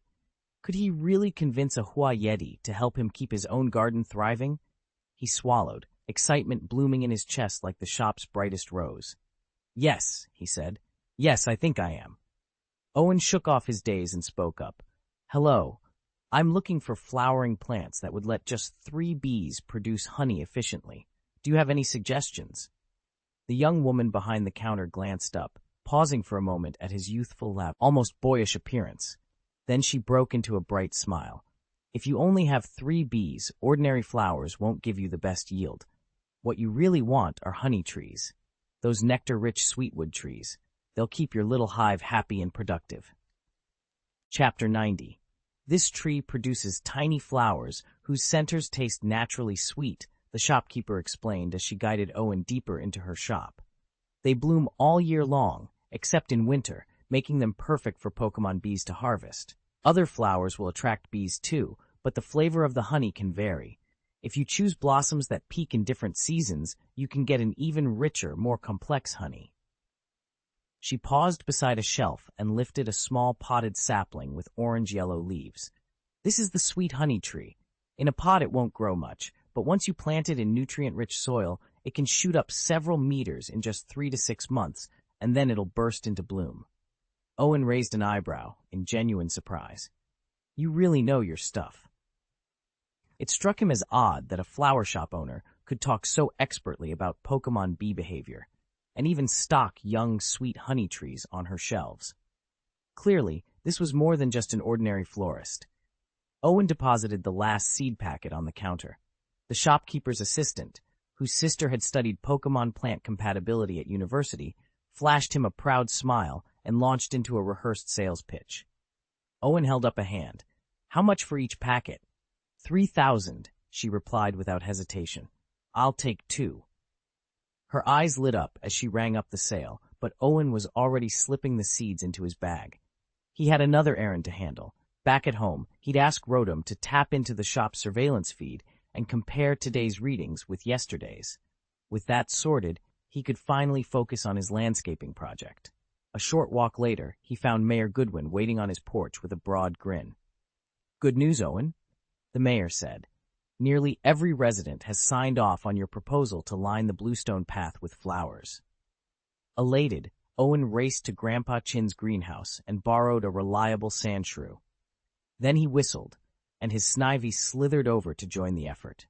Together, the two Pokémon cleared the weeds along the edges of the path and slowly turned over the soil. Owen carefully scattered his new seeds, along with a handful of golden clematis vines, in neat, evenly spaced rows. By late afternoon, the sky was streaked with pink. Owen knelt beside his Diglett, gently ruffling the top of its head. "Thanks for all your hard work today. Don't forget to come by for dinner later, okay?" He stood up and surveyed the tidy, seed-speckled borders flanking the bluestone walkway. Tomorrow, he thought, the real magic would begin. Owen leaned over the small pot, stirring in chilies, Sichuan peppercorns, and a splash of vinegar. "I'll make you some spicy noodles," he promised with a playful grin. Spicy noodles. The little mole's whiskers twitched at the thought. His eyes gleamed as he imagined the tangy heat, and he couldn't help swallowing hard before managing a shy nod. "Thank you," Owen chuckled. The mole had been staying with Grandfather Chin long enough to pick up his polite manner.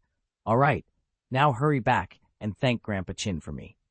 With a deep bow, the mole turned and scurried off.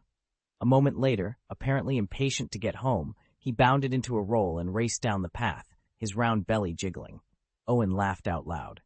Over Owen's shoulder, the green vine snake drifted out of the tall grass, flicking its tongue. "Owen, what are you planting all along this road?" it asked, its curiosity obvious. "Flowers," Owen replied, pointing at the neat rows of freshly turned earth. "Give them about 10 days and you'll see blooms lining both sides of the path." The snake's eyes widened. "Flowers? Really?" "Yep," Owen said, rubbing his chin as he surveyed his handiwork. "I bought every summer seed I could find. Roses, chrysanthemums, lilies. Each type goes in its own patch, so there'll be color in layers when they open." He paused, then waved toward the grass behind the cowshed. "And I put the 2 sweet honey trees back there, where they'll get plenty of sun." The snake slithered a little closer, mesmerized. "Will it be that beautiful?" Owen smiled thoughtfully. "Well, imagine a ribbon of blossoms stretching out on both sides of the road, reds, whites, yellows, purples, all dancing in the breeze. In 10 days, you won't be able to walk 50 feet without stepping under an arch of petals." The snake let out a soft hiss of delight. "I can't wait to see it." "Neither can I," Owen said, turning back to his cooking. "But first, spicy noodles for our little friend." He ladled the steaming broth over the noodles, garnished them with a handful of chopped scallions, then set the bowl on a low stump. "Dig in." From around the bend, the mole appeared, scenting the air eagerly. When he caught sight of the red, fragrant noodles, his eyes lit up like fireflies. Owen only had to smile. Bright blossoms and bold flavors were both about to bloom. Owen paused atop the gentle slope of the flower-leaf plantation, holding out a freshly picked bloom for his Pokémon to inspect. "Do you think some Pokémon will adore these, while others won't care at all?" he asked, turning to his companion. "If we gave them to Kentaro, he might just see them as a snack. But Pokémon like Flowerleaf treasure every petal," his green vine snake, which Owen had nicknamed Teng, cooed thoughtfully. The little serpent bobbed its head in agreement. "All right, let's head home," Owen said with a grin. After an afternoon's hard work, they deserved a proper dinner. The sun was touching the horizon as they set off down the winding path. Owen reached out once more to stroke Teng's smooth, leafy head. This time, the serpent made no attempt to dodge. It leaned into his hand, content. Suddenly the air around them rippled, as if invisible fins were skimming just below the surface of a pond. Soft laughter, lighter than a whisper, drifted on the breeze. Owen froze, eyes tracking the strange undulation in the sky. The ripples raced across the plantation, finally settling on a tall pine just beyond the fence line. Moments later, the single Pidgeot that had been dozing on a high branch multiplied before Owen's astonished eyes. Where there'd been one, now there were 11, each unmoving, as if nothing unusual had happened. None of the other Pidgeots batted an eyelash at the extra guests. Owen's jaw dropped. "What on earth?" Owen stepped into the house and immediately glanced at Rotom in surprise. "What's wrong with the security footage?" he asked. Rotom shook its head, an apologetic look in its glowing eyes. "Nothing's wrong with the recordings. I watched every transaction. but we're short 3,000 yuan. Hearing that, Garna, who had been reviewing today's sales reports, frowned as well. I double-checked everything, and I didn't see anyone skip out on payment either. Owen took a breath and offered Rotem a reassuring smile. It's just 3,000 yuan. We'll go over the books again tomorrow at the breeding facility. If it happens again, I'll head into Wutong Forest, find Uncle Liang, and borrow his Lucario to help guard the place. He gave his team a nod. Rest up. We'll figure this out. The next morning, August 14th, Owen arrived at the shop before dawn. He stood behind the counter, staring almost meditatively at the B-rank water stone displayed in its glass case. Its surface shimmered with pure, rolling currents of energy, and Owen's mind whirled with possibilities. B-rank water stone, a rare crystallization of pure water energy. Owen stared at the empty spot in his yard where the mysterious Pokémon had vanished. Ever since he discovered that certain Pokémon can absorb raw energy from special items and use it to trigger genetic evolution, his mind had been racing with possibilities. Every evening, the creature appeared without warning. In return for a daily secret item, it left exactly 3,000 energy cubes on Owen's doorstep. It was a fair trade, far better than trying to buy an immutable stone or a B-rank water stone on the black market, where even the cheapest specimens could fetch into 6 figures. Owen didn't mind keeping its identity hidden. The less the world knew, the safer the Pokémon would be. And yet his curiosity gnawed at him. What kind of Pokémon could slip in and out of sight so easily? Was it truly invisible, like the legends of Victini or Latias suggested? Night after night, he pictured sleek, ethereal forms dancing just beyond the corner of his vision. As he gathered the energy cubes, one thought refused to leave his head. If he could unlock whatever power lay within this secretive visitor, it might change everything he knew about evolution and about himself. Chapter 91. Owen leaned back in his chair, tapping his fingers on the desk as he mulled over his team's current lineup. He knew that a few common Pokémon, Kecleon for example, could use their abilities to vanish into the shadows, but he wanted more than just occasional stealth support. Ever the optimist, Owen found himself daydreaming. Victini, the victory Pokémon, brimmed with limitless energy. If only he had Victini on his side. He could put it to work on endless assignments, from reconnaissance to supply runs.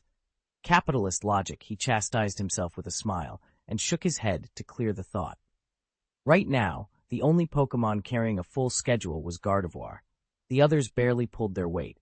It wouldn't be fair or sustainable to keep overloading Gardevoir again. No, he needed more psychic power to lighten the burden. Latias and Latios, dragon psychic legends, were the obvious choice.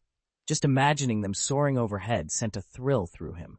With either one on his team, telepathic coordination and in-flight recon would become routine. How perfect would that be? But hope felt slim. Victini remained locked behind an impenetrable barrier beyond Owen's reach for the foreseeable future. And as for Laius's hidden tribe, if memory served correctly, they dwelled near Celadon City in the Kanto region. That was a long way from here, and their sanctuary was notoriously difficult to find. Owen sighed, shifting his gaze to his waiting Pokémon. He might not have legendary assistance just yet, but he still had work to do. Plans for expanding his team would have to wait. There were other challenges demanding his attention right now. Owen took a deep breath. With Pokémon as fast as Latias and Latios on his side, no place was truly out of reach. He tucked the water stone safely away, then headed down to his little grove to feed the rest of his team. Perched in the pine branches above, his flock of Pidgeot and their Pidgey chicks chattered excitedly as he approached. Bibby, cooed a proud Pidgeot. Snack time. Bobo, piped up a Pidgey. Delicious. Bibby, sniffed another Pidgeot. It smells amazing. Bibby, it added happily. Owen's a genius. He knows just how to keep us going. Owen smiled as he handed out energy cubes. He'd put these birds through door-to-door delivery drills for only 2 days, and already they could cover a 100-mile radius without breaking a sweat. Once they'd memorized the streets of Wutong City, he'd officially sign them up with the local courier service. He paused mid-distribution, however, brow furrowing in confusion. The day before yesterday, he'd counted 10 Pidgeot and 10 Pidgey. Now, there were 11 Pidgeot. Had one slipped in on its own? Owen looked around. puzzled at the unexpected newcomer. Something told him this surprise stowaway might just have a story of its own. Owen stared at the holographic roster of Pidgeots flickering in midair. 10 exactly. No more, no fewer. He frowned. If there wasn't an extra Pidgeot, why did Gardevoir think there was one? He was about to activate his exploration eye to scan for irregularities when Gardevoir materialized at his side, holding an empty glass vial. She tilted the vial toward him and said softly, "Guardiote, the energy cubes are gone." Owen flushed. "Oh, right, I forgot to mention, don't worry about rationing them. I brewed a fresh batch yesterday," he said, tapping his storage ball. With a click, it released a glowing energy cube. He handed it to her and rolled another to the ground.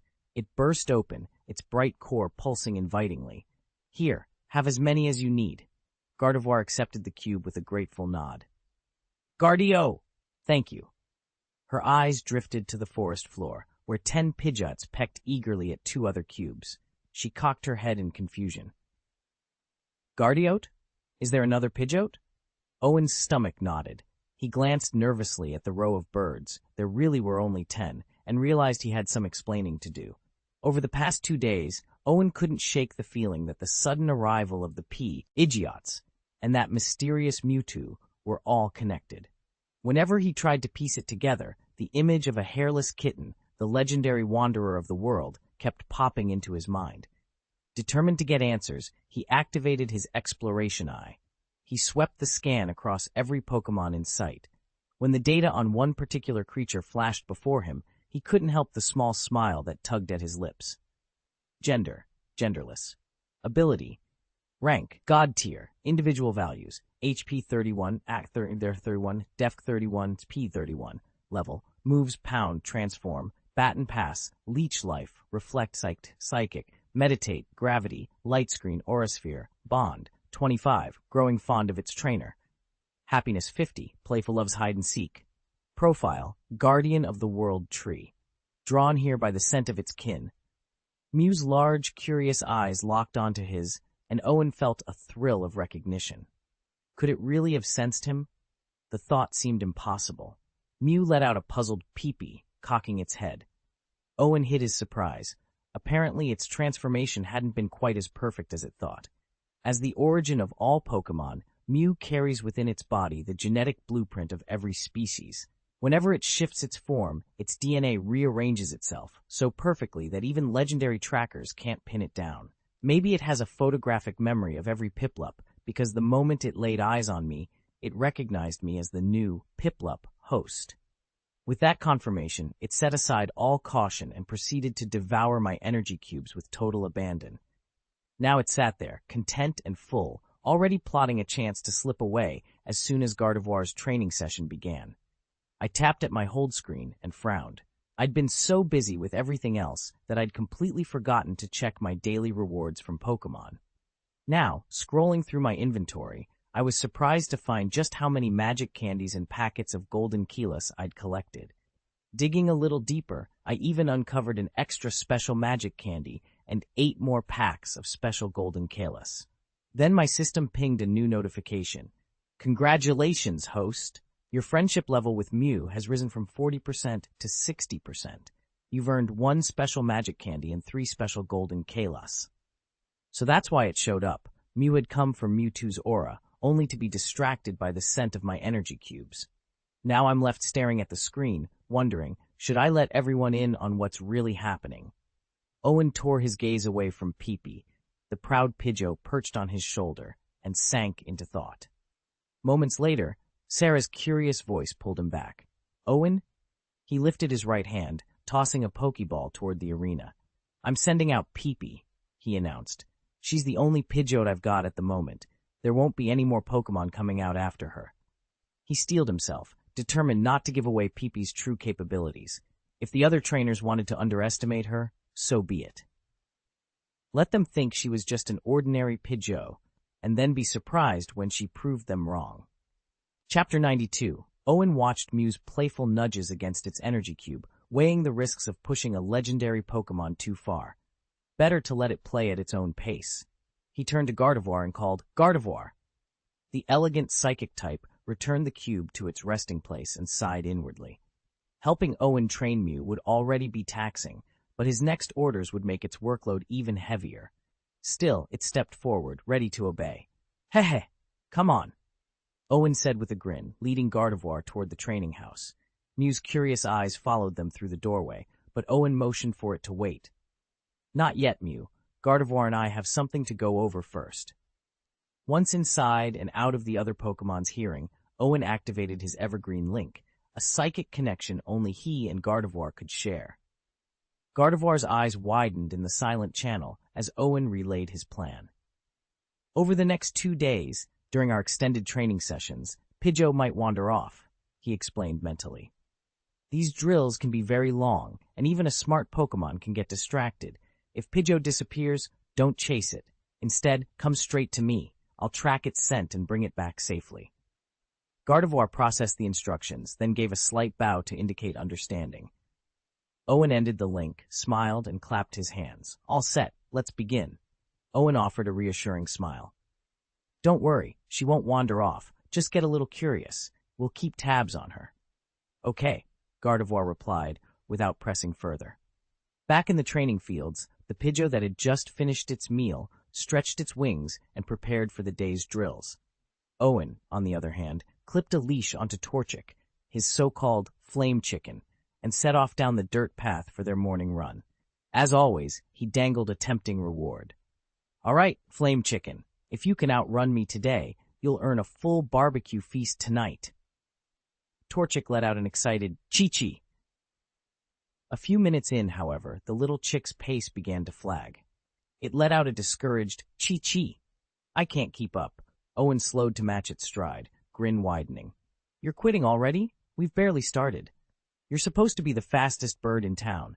I've heard of a Torchic in Kalos that became a city hero.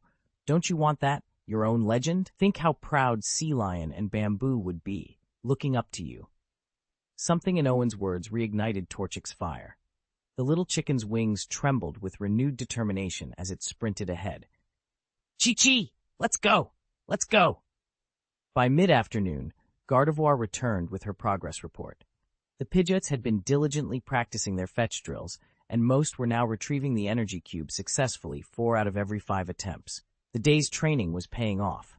As for that special Pidgeot, Owen wasn't impatient. He simply asked Shinaido again, how is it behaving? Shinaido gave him a curious look. Just as you predicted, after its first outing, it vanished without a trace and only reappeared during the last training session. Owen nodded. No matter, it probably skipped today's practice. Let's not worry about it. Understood, Shinaido replied. Despite Dream's arrival, Owen's routine remained largely the same. Now and then, one of the energy blocks in his cultivation chamber would disappear during the day, but by morning, a rare fruit or a peculiar stone would lie on the counter in its place. Every time Owen carried these unexpected gifts out to the plantation, the little peepee bird perched high in the pine tree would chirp with delight. It seemed to take secret pleasure in Owen's bafflement. And Owen couldn't complain. After all, he'd just received another special-grade magic candy and 3 packs of top-tier Jinkela. Owen had spent the past few weeks quietly gathering every flavor Menghuan loved, just to pamper that picky, furless kitten, even though he had no idea how long their strange partnership would last. Before he knew it, August 20th arrived, a day brimming with significance. That morning, during their run through the woods, Owen's fire chick exploded in a flash of white light and evolved. The newly transformed Pokémon, now a proud, strong chicken, stood tall, its confidence soaring. It was convinced that at last it would outshine its trainer. But Owen, mischievous as ever, immediately set off on another forest circuit. By the time they returned home, the strong chicken was trailing along like a meek puppy, its head hanging low. Only then did it realize that its struggles weren't due to laziness or lack of effort, but because its trainer had never taken it seriously. Frustration flared in the bird's eyes as it digested this harsh truth. It wasn't underperforming, it was simply up against Owen's relentless pranks. Owen tapped the screen of his Pokédex and sighed. Breakichit type strong chicken. Ability, super acceleration rank, red individual values, HP 20, attack 31, special attack 31, defense 14, special defense 13, speed 31. Level range 21 to 25. Moves: Spark, Peck, Lightning Flash, Charged Flame Attack, Sand Throwing, Swallow Return, Sneak Attack, Tile Breaking, High Speed Movement, See-Through, Flame Spraying. Intimacy 80-100. Happiness 10-100. I've been cheated, I'll never outdo that. My barbecue dinner, don't leave. Hey, don't be angry, Owen teased, casting a sideways glance at Brachychit's scowl. Most of his Pokémon ballooned in size after evolution, but Brachychit was an exception. Thanks to its super acceleration and their rigorous morning runs, Owen had coaxed it to shatter every limit it could find. Even so, it measured only about 1.1 meters tall, just slightly above the species average, but every inch of its lean frame was corded with muscle. Its thighs in particular were a marvel of proportion and power, shifting under smooth, bronze feathers whenever it moved. To the untrained eye, Brachychit might have looked like any other strong chicken. To Owen, it was proof that speed and agility didn't require bulk. Brachychit narrowed its eyes at him, and Owen couldn't help but laugh. All right, he said, ruffling the Pokemon's head feathers. Let's get some lunch. You need fuel if you're going to break more records today. The tightness eased from Brachychit's shoulders, and though its happiness meter still hovered embarrassingly low, the faint twitch of its beak told Owen that a good meal, and maybe a friendly spar, would set everything right again. Owen led Strong Chicken out of the shadowy forest, and the bird cast him a forlorn look. It was no wonder. Strong Chicken had been daydreaming about a barbecue feast for days, and now it feared that treat would never come. But as they stepped into the open, Owen spotted rows of golden stalks swaying in the breeze. The harvesters were busy reaping the Wangwang Valley rice. His eyes brightened. Strong Chicken, he said, kneeling beside his companion. Look, Wangwang Valley is being harvested right now. After they finish, I'll take some of that fresh rice and brew us a batch of rice wine. Then we'll finally have our barbecue feast. Sound good? Strong Chicken's crest bobbed. Cha? Owen laughed and gently stroked the 3 tufts on the bird's head. I promise. You've earned it after all that running. And while we're at it, I'll whip up some new drinks. Maybe a fruit infusion. I'll even treat Dream to something special. The chicken let out an excited cha-cha! Its eyes sparkled with joy. Owen stood, grinning. A feast, with rice wine and barbecue, was just around the corner. He'd never let his loyal companion down. Chapter 93. August 22nd, Owen had finally completed the purchase of Wangwang Valley from Grandpa Chin.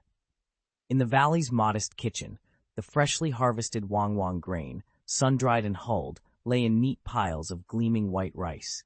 This staple, beloved by both humans and elves, served as the foundation for countless meals. Though Wangwang rice supplied essential nutrients to elves, it still fell short of the efficiency and power of the energy cubes Owen had developed. Today, however, Owen wasn't thinking about cubes.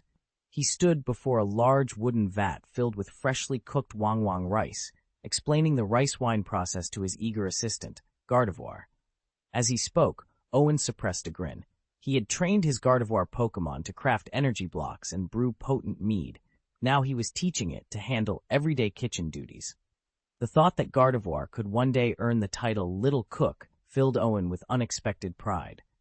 First, Owen said, scooping up a handful of steaming rice, we gently lift it from the steamer and rinse it with warm water, never cold.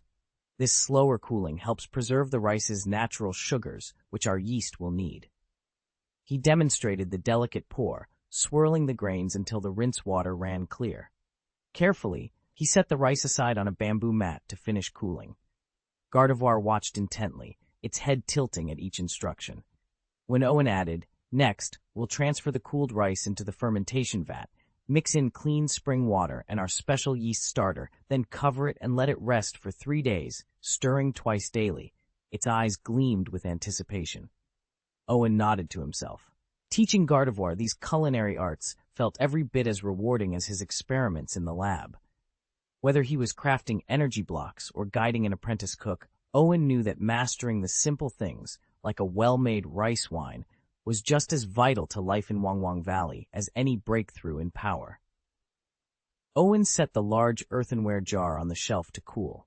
Once it reached room temperature, he added the crushed sweet wine koji and stirred it in thoroughly. Now we just seal it with plastic wrap and let it ferment naturally, he explained, demonstrating how to tuck the edges snugly around the rim. Gardevoir watched attentively as Owen finished. When he turned and called softly, "Gardevoir, I've got it," the Pokémon gave a reassuring nod. "Compared to energy blocks, rice wine is a breeze," Owen said with a grin. "In a day or two it'll be ready." He slid the jar under the cupboard and wiped his hands clean. Next on the agenda was tomorrow's batch of energy blocks. With Gardevoir's help, Owen measured, mixed, and molded each block until they formed perfectly even rectangles. Then, they strolled out to the back of the cowshed to inspect the flower seedling patch. 10 days had passed since planting, and now the little shoots carpeted the ground. While most hadn't burst into bloom yet, many already bore tight, promising buds. Against the lush green grass, these tiny nodes of color seemed to glow. Owen crouched beside 2 young sweet trees, each now rising 2 to 3 meters tall. He sprinkled a handful of high-grade Ginkela fertilizer around their roots. A faint scattering of yellow blossoms, like miniature osmanthus, clung to the branches, filling the air with a gentle, honeyed scent. "All set," Owen murmured, standing and brushing dirt from his jeans. With the rice wine fermenting, energy blocks queued up for morning, and the orchard flourishing behind them, the day's work was done. Gardevoir gave a soft Gardevoir, ready to rest until tomorrow's tasks. "Looks like these blossoms will still be good until the 28th, Owen muttered with satisfaction. He made his way back to the plantation and approached the dragonfire fruit tree by the reservoir. Its scarlet vines hung heavy with fruits, each one the size of an apple, but blood red like a ripe peach, and with a smooth, glossy skin rather than fuzzy fuzz. Dragonfire fruit, S-rank, when grown in an energy-rich environment, these fruits reach exceptional quality. A single bite not only boosts a Pokemon's special attack, but can even unlock deeper, latent abilities. Even one of these fruits was a prize. Owen could already imagine how potent they'd become once he refined them into energy blocks. "Garnado, help me gather these dragon fire fruits." Garnado nodded. With a subtle wave of telekinetic force, the fruits floated gently into Owen's outstretched hands. He dropped each one into his storage orb, counting until he reached 52. "Teng Teng?" hissed the green vine snake behind him, craning its head in curiosity. It still remembered Owen's promise that when these fruits fully ripened, their effect on it would be nothing short of extraordinary. "When the rice wine finishes fermenting, I'll press these fruits into energy bars. Then we can all share them," Owen promised, gently stroking the head of his green vine snake. He couldn't help a pang of regret. His Metapod had just evolved and missed out on tasting the treats this time. Still, it had been over a week since its last transformation, and in another week it would evolve again. Then, he could bring it along to Winetown. Teng Teng. The green vine snake bobbed its head in calm agreement. It seemed to sense its own evolution was imminent and was quietly debating when to trigger the change. Judging by past growth spurts, after this next evolution, its body might stretch another 3 or 4 meters, or even more. Yet along with that power, it would lose its grasping forelimbs and forever forfeit the chance to curl into Owen's arms. The thought made its tongue flick uncertainly. As Owen knelt to feed Melodic a handful of berries, the snake drifted to his side. Owen paused, spoon halfway to the water trough, and looked over his shoulder. "What's up, green vine snake?" he asked, puzzled by the gentle footsteps behind him. Owen called softly into the stillness of his small study. "Teng Teng?" Only the soft hiss of curling vines answered. He turned to his green, snake-like partner coiled atop the desk. The little grass type, whom he'd nicknamed Teng Teng, usually met him with bright amber eyes and a playful rattle. Today, those eyes were clouded and distant. "Where's Vulpix?" Owen asked, voice low. Teng Teng shifted its coils but didn't reply. Owen crouched so their gazes met. "What's on your mind, buddy? You look worried." A gentle pulse of emerald energy radiated from the serpent, prickling Owen's skin. He'd learned that their bond let him sense each other's feelings. Normally, Teng Teng carried a calm confidence. Today, though, it trembled with hesitation. Owen reached out and laid a hand on the snake's hood. "Teng Teng?" In his mind, the serpent answered, tinged with nervous excitement. "It's happening. I'm going to evolve." Owen's eyes lit up. "That's fantastic! Evolution's a big step forward." Tang Tang sent another ripple of doubt. More life force, stronger energy control. But I'm afraid.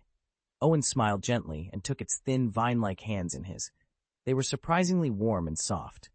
You've already mastered your vine whip. When you evolve, you'll only get stronger. And if you lose these little hands, you'll still have your whips. If that doesn't feel right, I've got 2 hands of my own to help you. The serpent's body relaxed, its amber eyes softening. Owen stood and stroked its scales. Okay, if you'd rather wait, I'll head to Wutong City and pick up an Everstone for you. And afterwards, I'll go check on our new Ice Vulpix friend. Tang Tang let out a contented hiss and gently wrapped its tail around Owen's wrist in agreement. Owen smiled, the tension lifting from the room at last. He stood, ready to face whatever adventure came next, together with his loyal partner. Owen turned and made his way toward the breeding house, the green vine snake sliding silently at his heels. The serpent's gaze kept flicking to Owen's empty hands, and it seemed deep in thought. Without hands, how would Owen signal the trainer when he needed hell? Pushing open the door, Owen scanned the room. No sign of Bing Lue. He hurried around the corner into the breeding chamber and found him curled up atop the counter like a soft golden puffball amid a scattering of tiny cakes. Bing's bright eyes were fixed on the frost milk fairies dancing in the air before him. Ever since those delicate creatures had arrived, Bing, now well past his newborn stage, had been utterly fascinated by their sweet, milky aroma.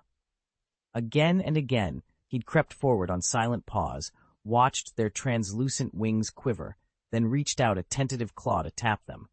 At first, the fairies flitted away in fright, but they soon realized Bing only wanted a gentle touch. Before long, they even shared droplets of their creamy essence with him. Owen couldn't help but smile. Bing's whiskers twitched as he patted over and looked up with pleading eyes. He let out a soft, eager whimper. "Can I lick them? They smell so good." Owen chuckled, gently ruffling Bing's fur. "Not today, little guy. You've already had your fill of cake and cream." He scooped Bing into his arms, carrying him out of the breeding house with a laugh as the frost milk fairies hovered in cheerful farewell. Owen stepped inside, and the ice vulpix perched on the counter immediately sprang down, racing into his arms and nuzzling him like a spoiled child. Just then, Rotom buzzed in from outside the breeding house, escorting a Pidgeot through the door. "Rotom here. New order from Mr. Liu in Dacheng District, Wutong City. He needs 1 defense energy block and 5 physical energy blocks," the little electric Pokémon announced. "Got it," Qinshu called, moving with practiced speed. She carefully packed the requested blocks and fastened them to the Pidgeot's claws. With a powerful flap of its wings, the bird shot skyward, delivering the shipment. Owen watched with satisfaction as all 20 Pidgeots and Bobo spun into the air on their delivery routes. The breeding house was thriving, and now that his flying squad was fully trained, he could turn his attention to the next big task, widening and repairing the road at the edge of town. It would be a lengthy project, so he'd wait until the express delivery service was firmly established. In the meantime, anyone ordering energy cubes would continue to rely on the flying Pokémon. Cradling his ice Vulpix, Owen turned and headed into the back room, already planning the improvements ahead. Though the road desperately needed repairing, it couldn't be rushed. Over the next 2 days, Owen had to prepare the barbecue feast he'd promised to Strong Chicken, and just a few days later, he was bound for Winetown. Any further work would have to wait until September. Chapter 94. August 25th. The day drifted by in unhurried calm, and before Owen knew it, evening had settled over the grassland. He returned to the familiar clearing, where just days before he'd shared a barbecue with his Pokémon companions, spreading the same woven mat and arranging skewers of sizzling meat over glowing coals. This time, however, he'd made one subtle change. He'd left a little patch of grass clear in the center of the circle, a spot reserved for whenever his team wanted to join him more closely at a meal. But the biggest novelty tonight was the extra bottle Owen had brought along. It was labeled B-rank rice wine, brewed from Wang Wang rice. The alcohol content was low, under 10 degrees, so even younger trainers could sip it safely. According to the notes stuck to its cork, it carried 2 special cooking effects. 1. Truth serum. Any creature that drank it would be compelled to speak honestly, revealing whatever they truly felt or intended. 2. Monkey Boost. Monkey-type Pokémon that imbibed it would gain a 50% attack increase in their fighting moves. Owen smiled to himself, knowing the second effect wouldn't come into play tonight. There were no monkey Pokémon in sight. But the first effect, the Truth Serum, was exactly what he wanted. He poured himself a small glass, tipped it to his lips, and confirmed the gentle warmth and mild sweetness betrayed its alcohol was indeed below 10 degrees. Satisfied, he carried the glass to the makeshift table and set it down with a confident clink. Strong Chicken, eyeing the skewers of barbecued meat, let out a soft growl of anticipation and swallowed hard. It was clear that, tipsy or not, tonight's meal was going to be memorable. Owen was the one who'd been most excited for tonight's barbecue. After all, this feast was the reward for so many long runs. He clapped his hands together. All right, everyone, let's dig in. Standing before the grill, Owen watched the strips of pork belly sputter and brown. Most of his Pokémon, he knew, weren't exactly meat lovers. Miltank only cared about grass dumplings. Sweet Bamboo and Frost Milk Fairy weren't interested either. They much preferred Miltank's fresh milk or Owen's homemade fruit salad. Funny how the fruit types were the ones who craved fruit most of all. Gardevoir wasn't into solid food at all. She was fascinated by chilled drinks, and over time she'd sampled every berry smoothie and iced concoction Owen could invent. Just now she'd telekinetically lifted a glass of plum sake and was sipping it with elegant slowness. Seal, Melodic, and Snivy agreed the barbecue smelled delicious, happily helping themselves. But the true grill masters were Pidgeot and Blaziken, who hovered nearby, eyes gleaming at the aroma of sizzling meat. Owen noticed Pidgeot shifting restlessly on its branch. "Pidgeot, go call the others down from the pines," he said. With an eager cry, the great bird spread its wings and soared upward, ready to round up its comrades for the feast. Owen barely finished giving the order when his Pidgeot beat its great wings and lifted into the sky. Far above the breeding grounds, another of his Pokémon, an elusive, almost invisible creature named Dream, hovered on the warm breeze, nostrils flaring. It had been days since Dream last tasted anything but the energy blocks Owen left in the breeding house and the rations reserved for Pidgeot. Desperate, it had even dared to sneak into the Miltank pen one night and swipe a few of the cow's prized green dumplings. The memory of their sweet, rich aroma haunted Dream still. Miltank had stomped straight over to Owen afterward, muzzling complaints about prowling Pokémon and pilfered feed. From then on, Owen had grown more careful about preparing each meal, treats and energy blocks alike, to keep every team member well fed. He and his Gardevoir spent hours mass-producing energy blocks each day, yet no matter how many they stacked on the shelves, they vanished almost immediately. Now the heady scent of fresh food drifted upward in thick, tantalizing waves. Dream's whiskered face twitched. Beneath its floating form, the mouth-watering fragrances had woven into a single, irresistible invitation. Eyes glinting, the little sky kitten weighed its hunger against the risk of exposure. One sharp inhale, and it was already deciding how and when to swoop down and claim its prize. Owen stood at the edge of the plateau and called out, "Pidgeot, come join us for a meal." In an instant, his figure blurred, and he took the form of a Pidgeot, swooping gracefully up into the sky.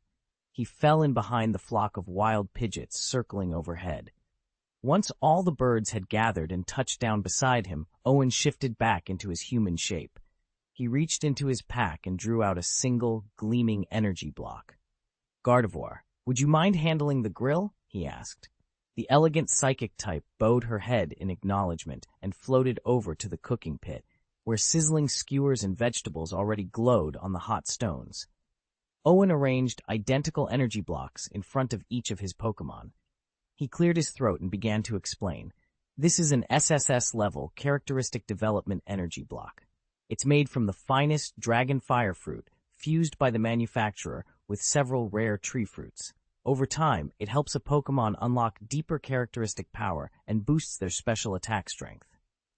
He pointed to the block's nutritional imprint. Cooking Effect 1. Upon first use, it amplifies the Pokémon's innate characteristic energy by 50% and grants immunity to any debuff tied to that characteristic for the next hour. Cooking Effect 2. When used by a dragon-type Pokémon, it dramatically accelerates the rate at which they learn benefit skills.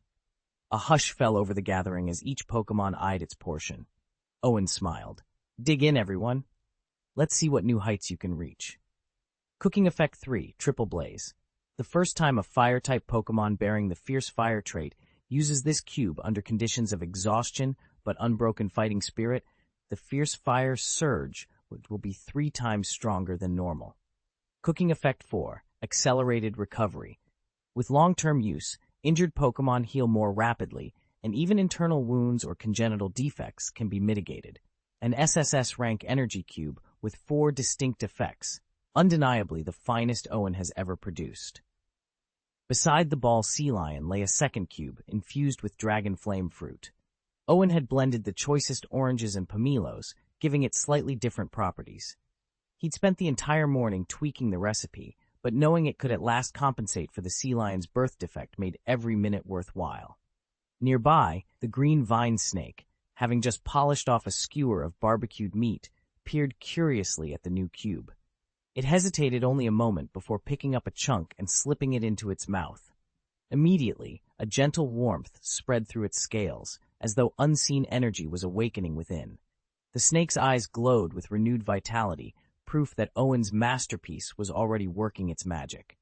Owen's hand moved on its own to the glass of ice-cold rice wine beside him. He swallowed a mouthful, hoping the alcohol would steady his nerves. Instead, a wave of heat flared through his veins and a dizzy fog settled over his thoughts. He blinked, trying to clear his head.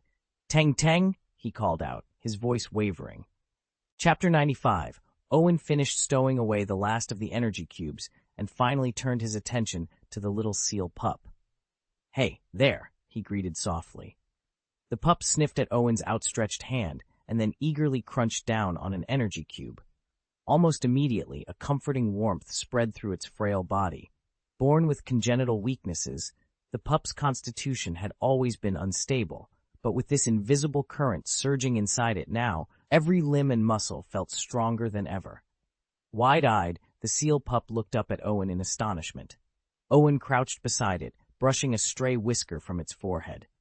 "I promised you I'd fix your aptitude issues and help you evolve," he said quietly. "I won't break that promise." Overwhelmed by the gentle warmth and Owen's kind expression, the pup's eyes welled up with tears. It lunged forward, wrapping flippers around Owen's neck and burying its face in his shoulder, crying out in relief. "It's okay, it's okay," Owen murmured, patting its back. Despite the pup sniffling, a small smile spread across his face. As he held the trembling cub, Owen felt a pang of sorrow. This little seal had once been cast aside for its weak aptitude, only to be rescued by Gardevoir and brought back to him. Meanwhile, his fire chick had grown so much stronger and even evolved under his care. He couldn't help but wonder if this pup would ever catch up, or if it would always lag behind its peers. Yet as he gazed down at the trembling pup in his arms, Owen steeled himself with renewed determination. He had already helped one Pokémon overcome its limitations. He would do the same for this seal pup and see it rise just as high, no matter how long it took. Owen settled beside the distressed sea lion, gently stroking her head. "Don't worry," he murmured. "You'll feel better soon." He tapped the screen on his capture device, bringing up her status panel. Name, sea lion, gender, female, ability torrent, rarity green. Individual values, HP 14, attack 8, special attack 17, defense 19, special defense 19, speed 4. Estimated level 12 to 14. Moves slap, roar, water gun, ice shard. Affection 90, she really likes you. Mood 90, still shaken from the shock. He smiled. Since their last battle, her IVs had climbed noticeably, and her rarity had risen from common to uncommon. Just one dragon fire fruit, combined with a handful of other tree fruits, had yielded almost a full energy cube, nearly 50 energy units to help her heal. Given how restorative this concoction was, it made perfect sense that she'd bounced back so quickly. Before long, with this boost, she'd be ready to evolve. "Finish up your treat," Owen encouraged, dropping a piece of barbecued salmon, her favorite, into the portable feeder. "I'll get us something to grill." He stood and made his way toward the sizzling barbecue stall nearby, already gathering skewers of vegetables and lean meats. Trailing closely behind him, the green vine snake flicked its tongue, clearly intrigued by a frosty new drink Owen carried in his free hand. It seemed even the snake found some comfort in its taste. Owen chuckled, balancing plates in one arm. "Don't worry, buddy," he said to the snake. "There's plenty to go around." With that, he turned back toward Sea Lion's pen, ready to share the feast and to watch his team recover stronger than ever. Owen flipped a piece of skewered meat over the glowing coals, then raised his cup of rice wine for a quick sip. He'd barely tasted it when a sudden dizziness washed over him. Light-headed and unsteady, he nearly dropped the cup. Blinking, he realized he'd somehow staggered right up to the green vine snake's side, still clutching his drink. At the long table nearby, Bing Liwei paused mid-sip, her brow furrowing as she set her cup down. She glanced nervously at the serpent. Something about him felt off, but she couldn't say what. High above them, Gardetto hovered on a gentle breeze, his telepathic senses flickering. He studied the green vine snake below, and then looked at his own cup of rice wine. Could a little drunkenness really warp one's inner voice as well as one's mind? A soft rustle of fabric drew Owen's attention back to the grill. He reached to adjust the meat and felt a gentle tug at his sleeve. He glanced down in surprise to see the green vine snake swaying unsteadily beside him. "Are you all right?" Owen asked, concern in his voice. The creature's usual poise was gone. Its body leaned left, then right, eyes half-lidded behind a rosy flush, cheeks heated pink. Where its voice had once been cool and aloof, now a sweet, syrupy lilt slurred each word. Owen's jaw dropped. The proud, arrogant serpent he knew had, in a single sip of rice wine, transformed into something utterly different. Owen watched in mild amusement as the little green vine snake downed the rice wine in one gulp. Setting the cup aside, the creature pouted and stretched out its short, spindly arms toward him. "Hug me," it murmured in a soft, pleading voice, then wrapped its prehensile tail firmly around Owen's thigh. "You haven't hugged me in forever." Owen glanced at the cup in the snake's tiny hand, then at the half-empty bottle beside it, supposedly a 500 milliliter flask of rice wine. By his count, the snake had only drunk 250 milliliters, yet it was already tipsy. That was barely the equivalent of half a beer. "Do you not want to hug me anymore?" the snake slurred, its eyes fluttering shut in exaggerated coyness. "Is it because I got too big after evolving?" Still nestled at Owen's feet, the vine snake clung to his leg like a koala hugging a eucalyptus tree, tail curled and eyes half closed, waiting for the hug it had demanded. Owen sighed and stepped back, handing the grill tongues over to Gardevoir once again. With a faint chuckle, he scooped up the little snivy in front of him, cradling her like a toddler, and murmured, all right. Big hug?" He couldn't help but laugh at her flushed cheeks and unsteady gaze. The urge to film this moment was almost irresistible. What would Snivy's expression be once she sobered up? Would she be embarrassed? Or angry? After downing half a bottle of rice wine, Snivy had gone comically limp. None of Owen's other Pokémon, even Chesnaught and Froslas, had ever gotten this silly. Yet here was his tiny Snivy, completely at ease in his arms. Snivy's voice drifted out in sleepy telepathy. "Teng, you always praise Vulpix for being good. Am I good?" "You're wonderful," Owen soothed, brushing a leaf aside from her forehead. "You're the very best." She blinked up at him, leaning into his hand. "Teng, Gardevoir helps you so much. I want to help you too." "You will," he promised with a grin. "Once you evolve, you'll be even stronger." Snivy's eyes lit up with hopeful anticipation, her words slurred but earnest. Teng, then I want to evolve right away." Owen laughed softly and hugged her closer. She nestled into his chest, treasuring the warmth. Looking up through bleary eyes, she asked, Teng, but you have to keep hugging me, okay, trainer?" "Of course," he replied, stroking her back. Snivy sighed contentedly, her telepathic voice full of affection. Teng, I love you the most, trainer." Owen smiled and kissed the top of her head. "I love you too, Snivy." And with that, the little green serpent drifted into a happy doze, safe in the arms of her trainer. System notice. Congratulations! Your intimacy with the green vine snake has reached 100. You have been awarded an SSS-level leaf stone, a pure, ultra-refined grass-type gem capable of enhancing genes and altering certain Pokémon qualifications. Owen lay beneath the dappled sunlight, the green vine snake still coiled snugly around his torso as he stirred awake. He'd long known the serpent carried itself with quiet pride, but he'd never guessed it concealed so many private thoughts and emotions. He made a mental note to spend more time getting to know it, to draw out those hidden layers of personality. Shifting slightly, Owen glanced at the gathering of Pokémon around him. They stood in a loose semicircle, their curious eyes fixed on the entwined pair. Embarrassed by their stares, Owen ducked his head and feigned interest in the soft grass at his feet, pretending to nibble on stray blades. A gentle rustle signaled the green vine snake's awakening. The serpent lifted its head, its emerald eyes widening as it realized how intimately it lay against Owen. He couldn't help but feel a pang of sympathy for its impending embarrassment. After all, this proud, cool-headed creature usually maintained a dignified distance.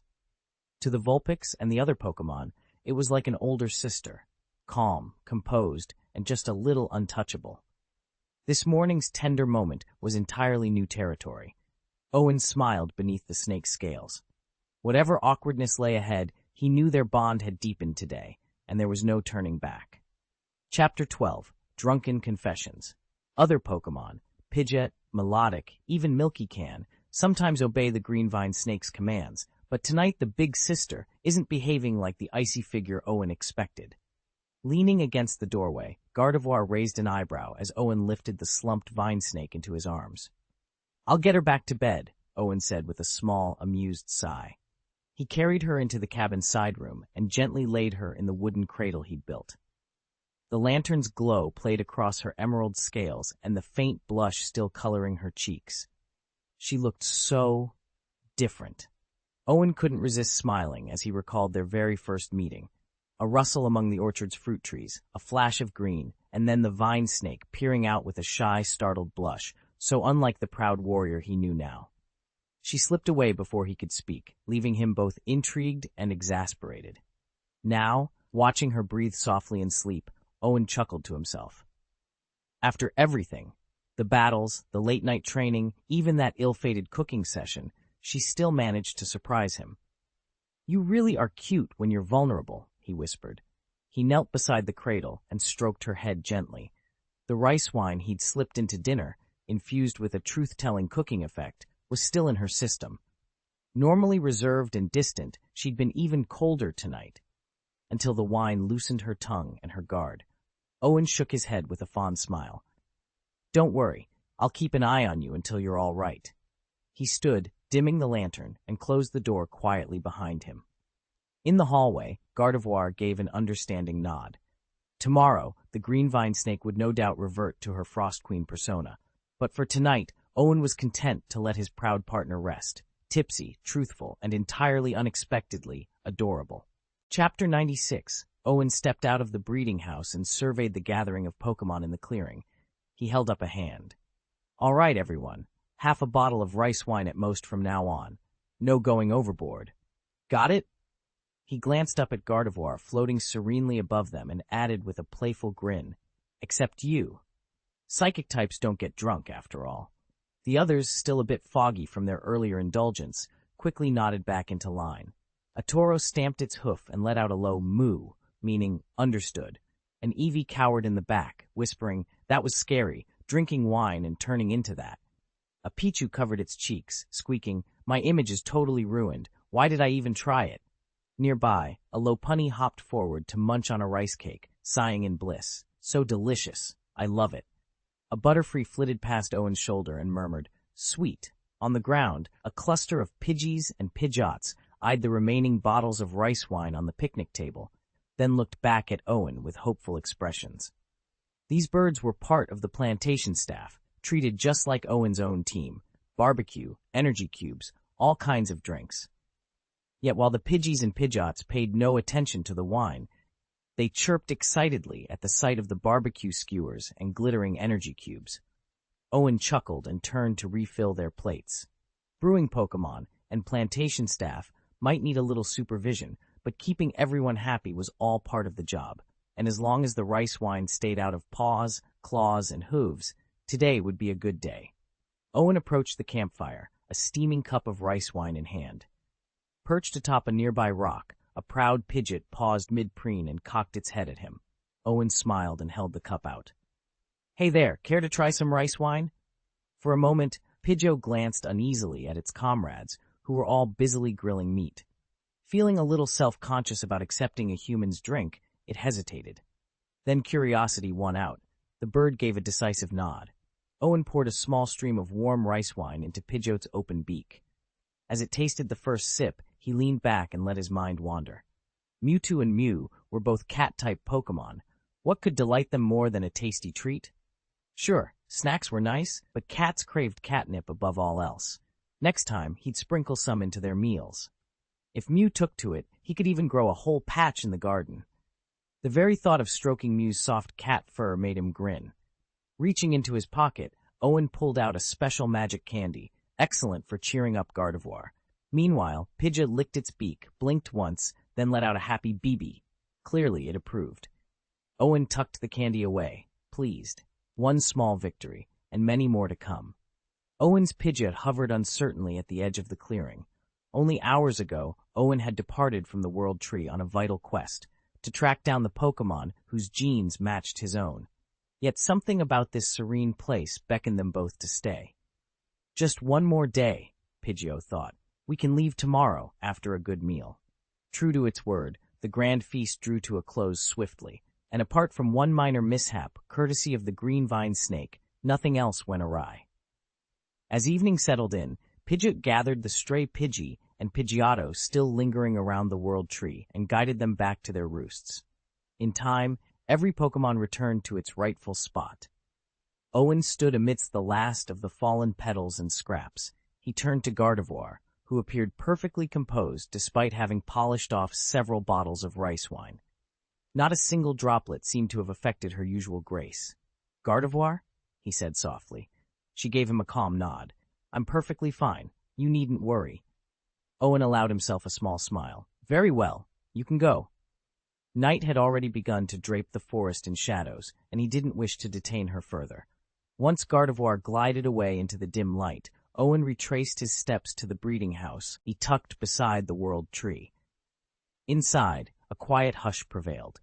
The frost fairies lay curled in their nests, asleep. The green vine snake, still under the influence of the evening's indulgences, slumbered in a tangled heap. Only the ice sixtail blinked up at him from beneath a straw mattress, her amber eyes heavy with drowsiness, testament to her own brush with the potent rice wine. Content that all his companions were safe, Owen quietly closed the door and leaned against it, anticipation for the next day stirring in his heart. Owen gently stroked the ice sixtail's silvery fur. "If you're sleepy, go ahead and rest. You don't need to wait up for me."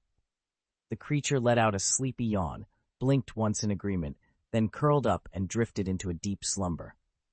After washing up, Owen padded back to the little wooden cabin and paused at its threshold. Inside, the green vine serpent lay coiled on its mossy bed, breathing softly. Owen activated his exploration eye, and a holographic stats panel appeared before him. Elf, green vine serpent, gender female, trait opposition plus rank gold, individual values, HP 27 plus 2, attack 22 1 SP, attack 28 plus 2, defense 27 plus 1 SP, defense 24 plus 2, SP 3, level range 34 to 37.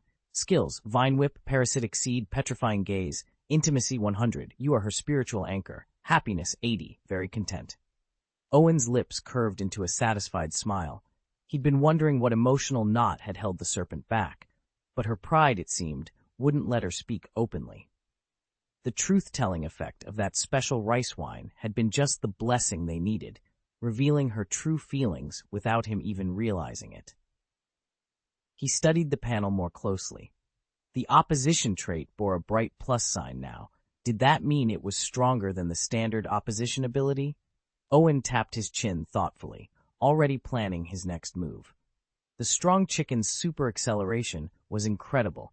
Each time it used lightning flash, its speed shot even higher.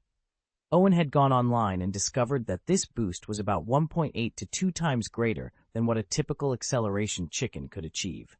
He also recalled that the Dragon Fire Fruit Energy Cube's cooking effect granted a 50% increase on the first use, with subsequent enhancements unfolding more gradually. By that logic, Green Vine Snake's Leaf Storm must now hit at roughly 1.5 times its original power. I need to find an opportunity to test it, Owen murmured. And the plantation lord of Winetown mentioned hosting a grand competition on August 28. Plenty of skilled trainers will be there. He paused, imagining how Greenvine Snake would react when it woke tomorrow. Would it remember today's breakthrough? Owen couldn't wait to see its expression. Shaking his head to steady his thoughts, he settled back onto the bed and began checking the system-granted rewards for the day. Sure, please paste the full chapter you'd like me to revise, and I'll rewrite it into polished, idiomatic English with Owen as your male protagonist. Chapter 97. August 26th. Owen had risen before dawn to make the short trip into Wutong City. By first light, he'd bought fresh mint seeds for the garden, returned to carefully sow them in neat rows, then hurried off to the barn to help Milk Tank 8 with the morning milking. Only after those chores were done did he climb the ladder back up to his treehouse, only to find it strangely silent. He checked his watch. 9:25 a.m. That little Greenvine Snake always greeted him at 7.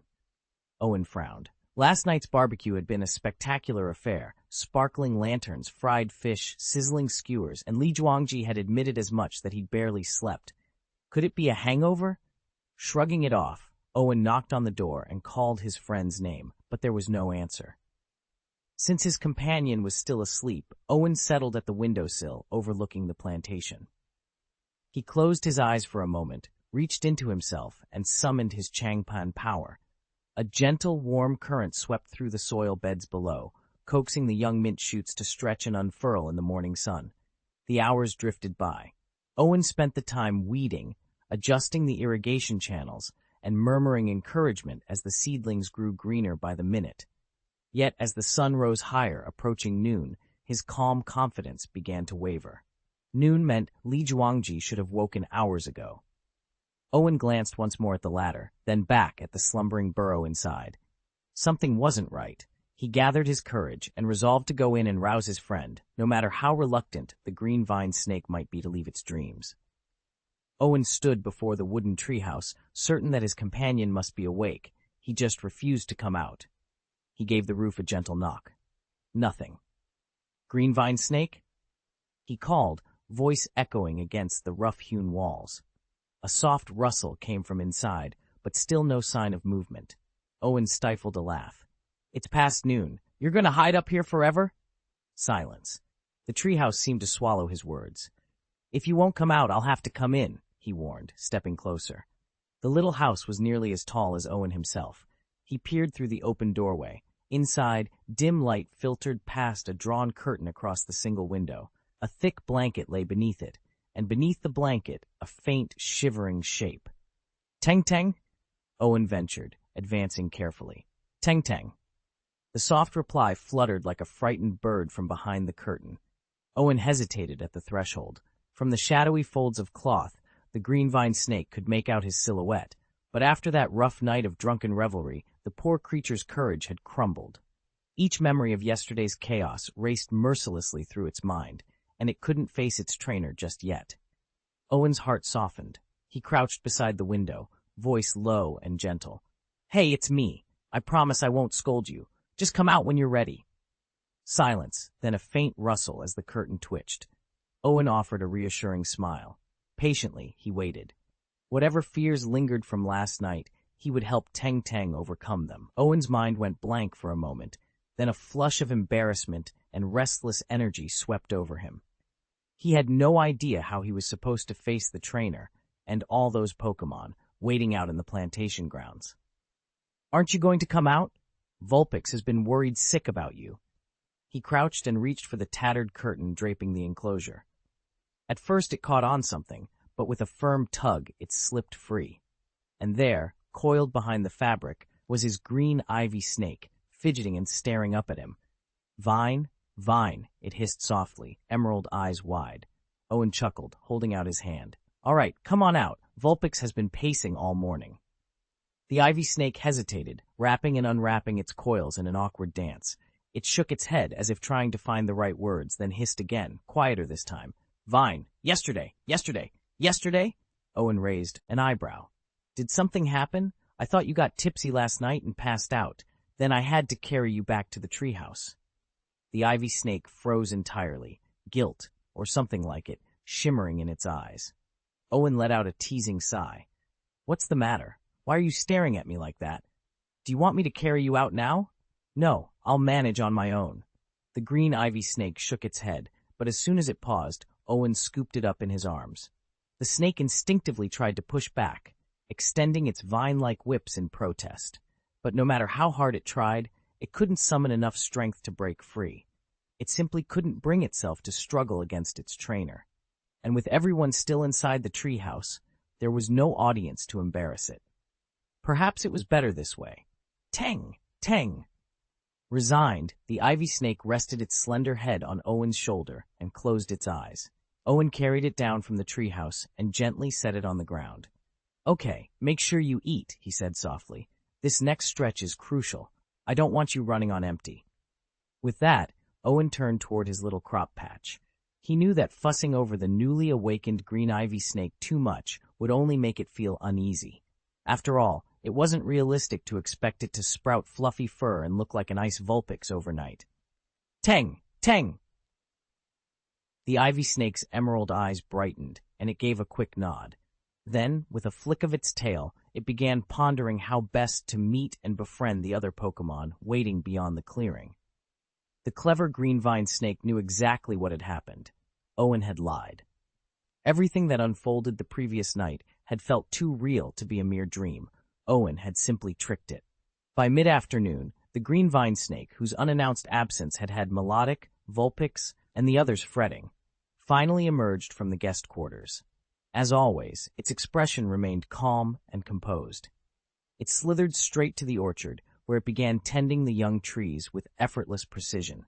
With a sweeping motion of its vines, it activated Grassfield, bathing the entire plantation in a verdant aura that accelerated the fruit tree's growth. Then, at the exact moment it had signaled, Melodic arrived to water each sapling under its watchful gaze. Menshau simply observed in silence. After all, the vine snake had been the first grass type to join Owen's plantation. No one understood the plant's needs better. Under Melodic's gentle care and empowered by the vine snake's grass field, every branch and bud was thriving. Nearby, the ice Vulpix exhaled in relief and scampered back to the vine snake's side. To Vulpix, its calm efficiency, formidable strength, and tireless support for the team were nothing short of inspiring. Though it couldn't quite explain why, Vulpix felt drawn to the green vine snake's quiet confidence and was determined to stay close and learn from it. Owen couldn't shake the image of yesterday's events from his mind. Perhaps, he mused, when these frost fairies grow older, they'll learn that no Pokémon is truly cool all the time. Sometimes you have to put on a show. That night, he gently placed the frost fairies in shallow bowls atop his bed. The tiny creatures hovered there, their crystalline wings shimmering in the lamplight as they looked up at him. "Frost," they chimed in unison, voices soft as snowfall. They'd been happy since arriving, but Owen knew how much they missed their old friend, Klee. Once the bowls were arranged, Owen held up his Pokégear and called out to the Rotom, hovering near the ceiling lamp. "Rotom, dial Klee's number in the Kanto region." He'd tracked down Klee's contact through Douyin. While scrolling under a popular video of the Frost Fairies, nicknamed the Shuang Naishian, or Frost Sisters, he'd spotted a peculiar comment. "Nai Shuang Shuang, you really adore them, huh?" Curious, Owen clicked the commenter's profile. The user Nai Shuang Shuang turned out to be Klee herself, the original breeder from that quaint Essert shop where the Frost Fairies had been the smallest, most delicate batch, earning the affectionate Nai, meaning pampered, in their name. Each clue led him straight to her number. A soft hum from the Pokégear signaled that Rotom had connected. On the other end, Klee's voice came through, a gentle sigh threading her greeting. "Owen? Is that really you?" He smiled, though she couldn't see it. "Hey, Klee, I thought you might like to meet our new guests." At his words, the Frost Fairies brightened immediately, stirring their wings as if to say hello. Owen settled against his pillow, ready to close the distance with conversation, and to remind Klee and these little ones that home was never too far away. She typed back, "I was only going to watch the video, but seeing how happy you two looked made me a little jealous, so I couldn't help posting that comment." Owen chuckled and replied, Jealous, huh? He tacked on a playful dog face emoji to show he was only teasing. Maybe a bit, she confessed. But really, it's lovely to see them so happy. And honestly, you're an amazing shopkeeper. Sorry for poking my nose into your business. I just couldn't resist commenting. Rotom, sync up, Owen called. With a hum of electricity, the little Pokémon hovered beside his phone and linked to it. A holographic screen blossomed into view above the device. On the projection, Coley beamed at him from across the room, flanked by a row of cream Pokémon whose eyes shone with eager anticipation. Coley, Coley! The creams chirped in unison. They're so cute, Coley laughed, and they all adore their new shopkeeper. The creams waved enthusiastically at Owen. Yes, we love him! He's the best! Coley held up a hand, still smiling. Okay, settle down now. Listen to the shopkeeper and don't get too carried away, all right? Chapter 98, August 27th, 5:30 p.m. As the sun dipped toward the horizon, Wangwang Valley basked in a gentle, late summer warmth. A soft evening breeze drifted through the newly harvested paddies, bringing welcome relief to the last handful of townspeople packing away their tools. Rows of rice stubble stood in neat formation, and piles of golden hay were stacked beside the fields, soon to be burned and turned into fertilizer once the autumn air grew crisp. Here and there, curious Rattata emerged from beneath the earth, darting among the furrows in search of stray grains left behind. Since the harvest was finished, the villagers paid them no mind. Intriguingly, a small flock of Pidgeots had taken up residence along the field's edge over the past few days, but the birds showed no interest in the scurrying rodents below. Encouraged by their indifference, the Rattata seized every opportunity to nibble on fallen kernels. Yet the Rattata were not the only ones exploiting the open fields. From the shadow of the Wutong forest crept a particularly greedy Greedent. True to form, it stuffed its cheeks full of rice, hoarding each precious grain in its makeshift granary with unwavering determination. A plump chinchilla suddenly darted out of the haystack and snatched a ripened ear of rice in its tiny paws. It chomped down on the grains, hardly daring to slow its chewing in case some other critter tried to snatch it away. Sure enough, a cluster of Rattata nearby, sharp front teeth glinting, squealed in protest and lunged, but the chinchilla bolted back into the haystack before they could reach it. The Rattata chattered angrily at one another, then turned back to their foraging, unwilling to take on such a swift opponent. Beyond the skirmish, the old ridges of the harvested rice paddies were trimmed in two brilliant bands of blossoms.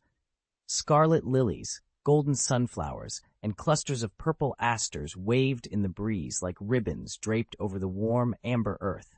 Each flower boasted its own vivid hue and fragrance, as if they were all vying for the title of King of the Field. Owen knelt at the edge of the first flower belt, gently plucking a single bloom from each variety. Tomorrow he would journey to Winetown, and today's task was simple. Gather one perfect specimen of every flower, then slip them into his storage ball for safekeeping. With careful fingers, he placed a crimson lily inside, then a sunflower, then the fragrant purple aster, methodically working his way down the row until he had collected them all. Satisfied, he rose, his mind already drifting to the road ahead. Owen finished gathering a handful of berries and didn't linger in the orchard. He strolled back to the plantation and carefully picked a few more blossoms from the sweet tree. When he rejoined his team, he looked each Pokémon in the eye and said, "Tomorrow, Pidgeot and I will set off on a long journey. We'll probably have a few battles along the way. Who wants to come?" Brute was the first to respond. His chest puffed up, and he let out an eager grunt. Lightning Flash, no matter how hard he'd trained, Owen still outran him every time. Pricked up his ears, crackling with excitement at the thought of a contest. Owen smiled and nodded. "All right, you're in." He turned to Greenvine Snake. With a flick of her tongue, she seemed to wink. "Great," Owen said. "I'll take you too." He knew she was on the verge of evolving. A good battle might be just the spark she needed. "Anyone else?" Owen scanned the rest of the group. Sweet Bamboo remained huddled among the branches, gently shaking her head. Ball Sea Lion didn't even peek out of the grass. Finally, Owen knelt beside Melodic. The beautiful serpent lowered her head and murmured, I'll sit this one out." Owen gave her a reassuring pat. "That's fine. Rest up today. You'll have your chance soon enough." He stood, brushed off his coat, and called, All right, everyone, get some rest. Tomorrow we begin our journey. With that, the team dispersed, some to train a little more, others to settle down for sleep, while Owen gazed toward the horizon, already imagining the adventures that lay ahead. I'll go. I'll go, the little Vulpix chirped, tugging eagerly at Owen's pant leg. It had never ventured outside since hatching, and its excitement was almost palpable. Hovering nearby, Gardevoir lifted its head and asked, "Where are you going?" "Winetown," Owen replied. "It's just over 100 kilometers from here, not too far." Vulpix's eyes widened with delight. At that look, Owen couldn't help but grin. "You want to come too?" Perfect. With Gardevoir's teleportation ability, they could reach Winetown in the blink of an eye, and just as easily return home. Besides, with Gardevoir by his side, any battles awaiting them there would be a walk in the park, assuming a champion didn't show up in this quiet corner of Wutong City. "Owen?" Gardevoir prompted. "Yeah?" Owen said, turning toward the elegant psychic Pokémon. "I'll go with you," Gardevoir nodded, though a flicker of concern crossed its face at the thought of the long journey. Owen's eyes lit up. "Fantastic!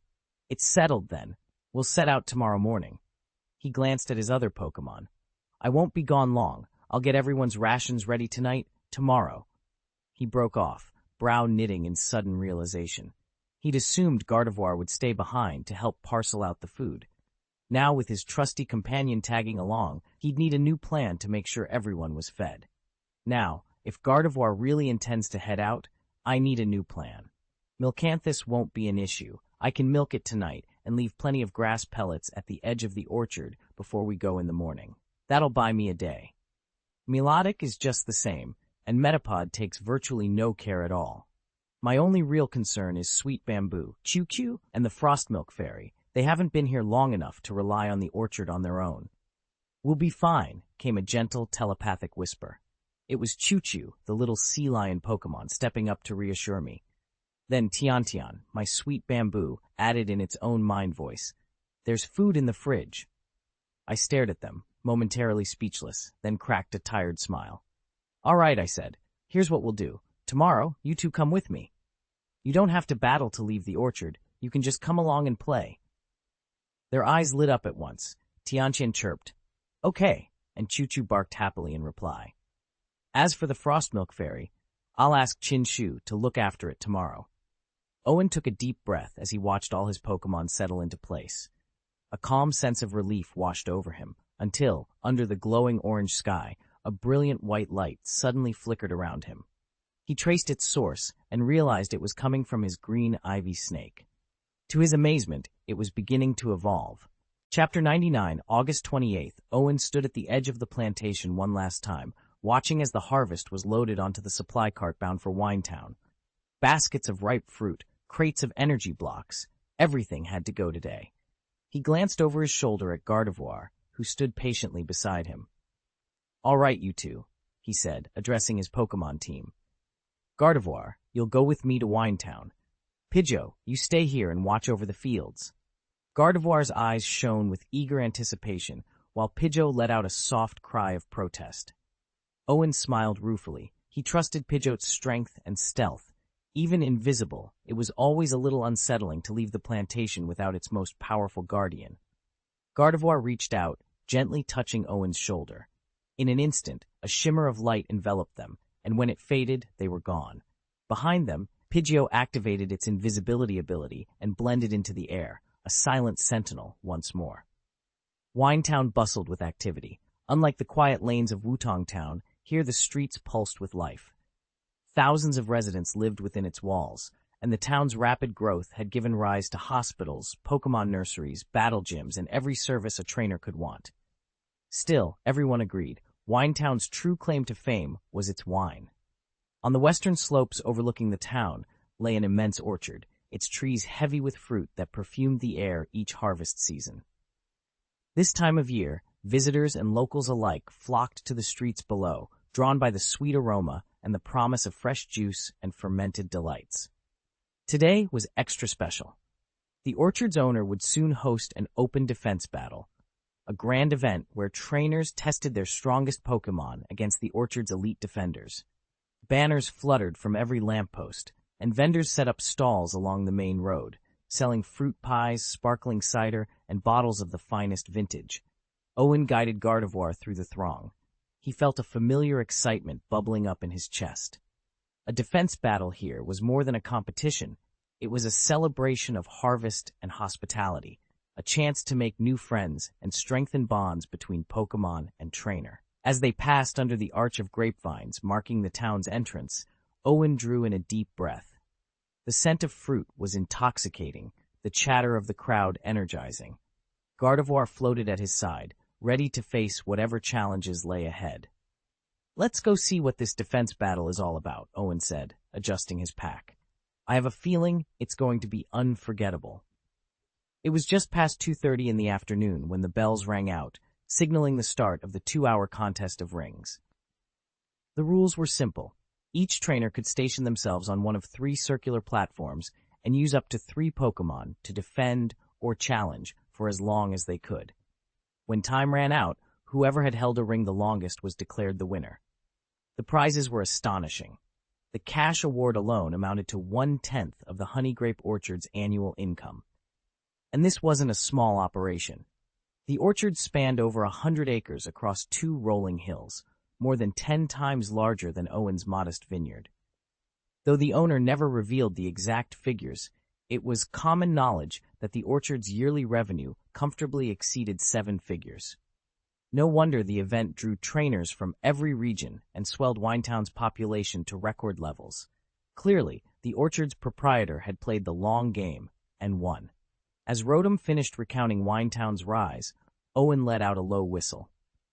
20 years ago, this place was nothing but a sleepy little settlement of maybe 100 households, he said, eyes scanning the bustling crowd.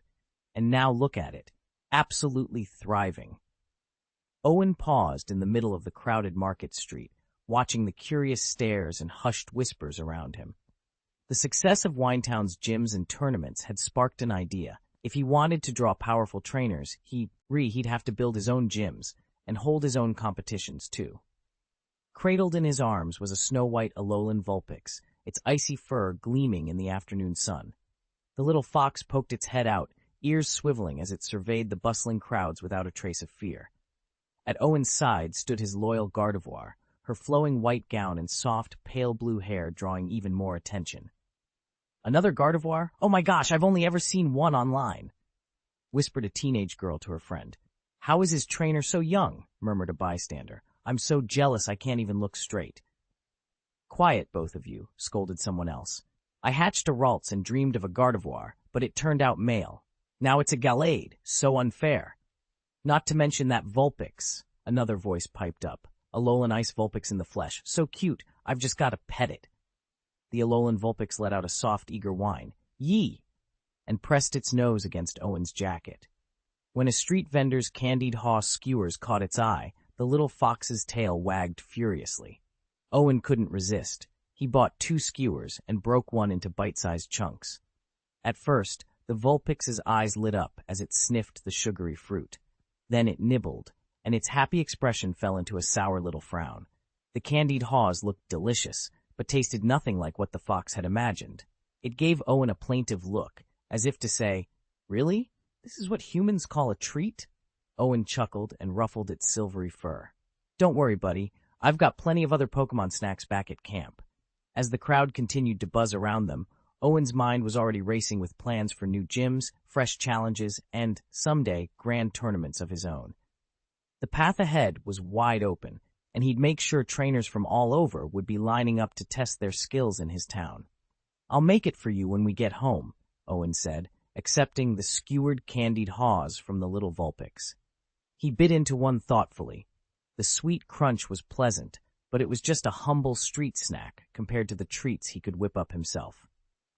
"Come on, let's head to the Honey Grape Orchard first." After all, the centerpiece of today's gathering was the Honey Grape Wine Fair, and it could only be held amid the vines themselves. "Ready?"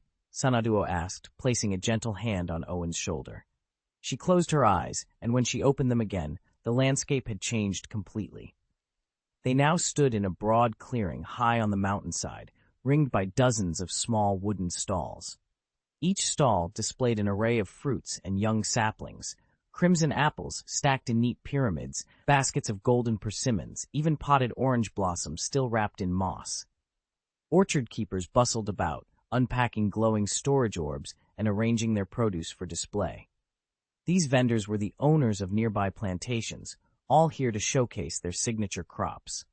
Unlike Owen, who cultivated only his precious honey grapes, most orchardists devoted themselves to a single fruit variety, then used events like this festival to promote and sell their harvest. Owen took in the scene with a nod. Here, in the heart of the vineyard, he would find both inspiration and competition. And of course, the perfect grapes for his famous wine. Each fruit variety demands its own special soil and climate, and honey grapes are no exception. At the heart of the open clearing stood the largest stall in the market, shaded by a simple straw canopy. Beneath it, neatly arranged bunches of glossy honey grapes caught the light, and 3 hefty wooden barrels exuded the warm, inviting scent of fermenting wine. A slender woman in her 50s, her straw hat tilted back, greeted fellow growers with an easy wave. Above her, a hand-carved sign read, "Honey Grape Wine." Beyond the stall, the vineyard's vines climbed the hillside, their remaining clusters glowing like drops of amber in the afternoon sun. Owen nodded to himself. She must be the orchard's owner. With Gardevoir gliding at his side, he stepped forward, reward, and offered a polite greeting. "Hello there." The woman paused mid-wave and studied him closely. A shiny Gardevoir and an Alolan Vulpix made for an unusual pair, especially on such a young trainer.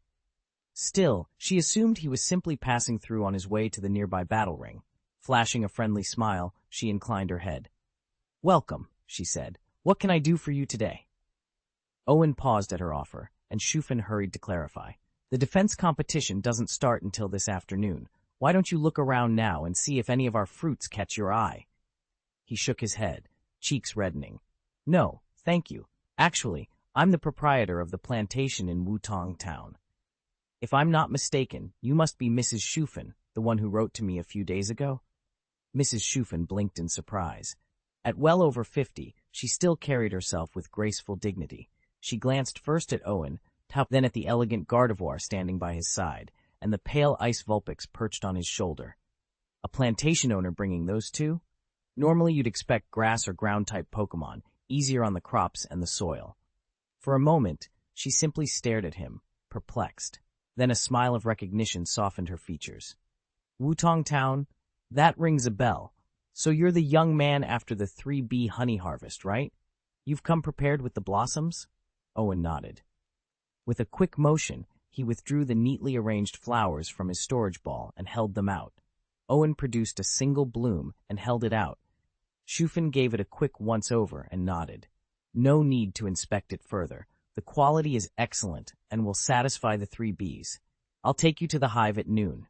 For now, pick any spot here to set up your promotional stall." Chapter 100. Owen stared at the plain envelope in his hand. From the neat, deliberate handwriting, he'd assumed the honey grape orchard owner must be a serious sort. He hadn't expected such an easygoing remark. Noticing his confusion, Shufin offered a warm smile. "Your blossoms have opened beautifully, and their fragrance is exquisite. Just by looking and smelling, anyone can tell they're top grade. There's really no need for further inspection." Owen relaxed. "Thank you." He shifted his gaze to the row of wooden barrels beside her. One sat open, releasing a rich, mellow aroma that hinted at exceptional quality. He couldn't help but ask, "How much are the honey grapes?" "I'm selling wholesale at 13 yuan per caddy," Shufin replied, "and each wine barrel holds 51 caddies." Owen didn't hesitate. He eyed the pile of fruit, nearly 100 caddies already weighed out, and said, "I'll take them all."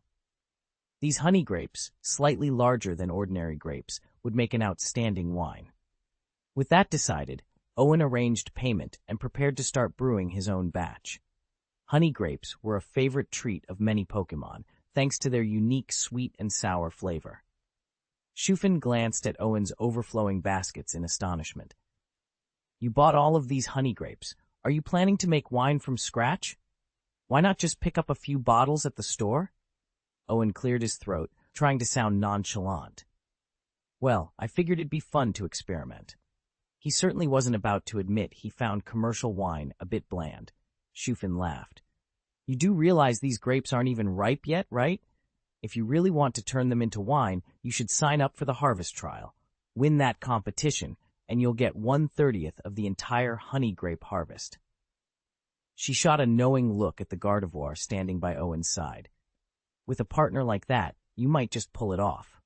Owen's eyes lit up. He nodded enthusiastically. You're right.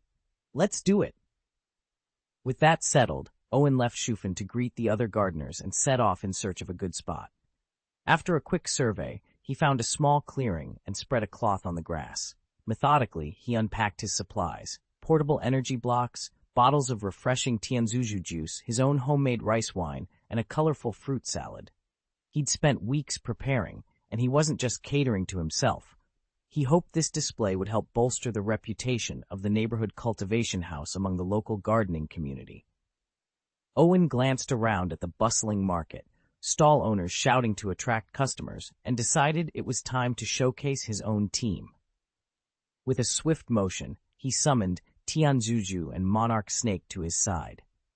He positioned Tianzuju at the front of his stand, its vibrant cap signaling that this was the place to find fresh juice.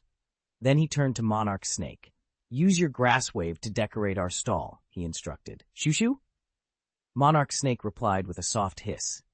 The great serpent coiled around the triangular base of the stand. At its command, fresh grass shot up, weaving itself into a lush emerald carpet that framed the stall. Now over 5 meters long, Monarch Snake's body was perfectly balanced, slender where it should be, gently plump where softness was called for. Its back scales were a deep forest green, while its belly gleamed with emerald hues striped in bright yellow. With its mouth set in a faint pout and its eyes cast downward in a regal gaze, it exuded an unmistakable air of royal confidence. Satisfied with the result, Owen eased himself onto the soft grass, only to realize the carpet didn't quite reach him. A little closer, he called, and Monarch Snake slid inward, making room.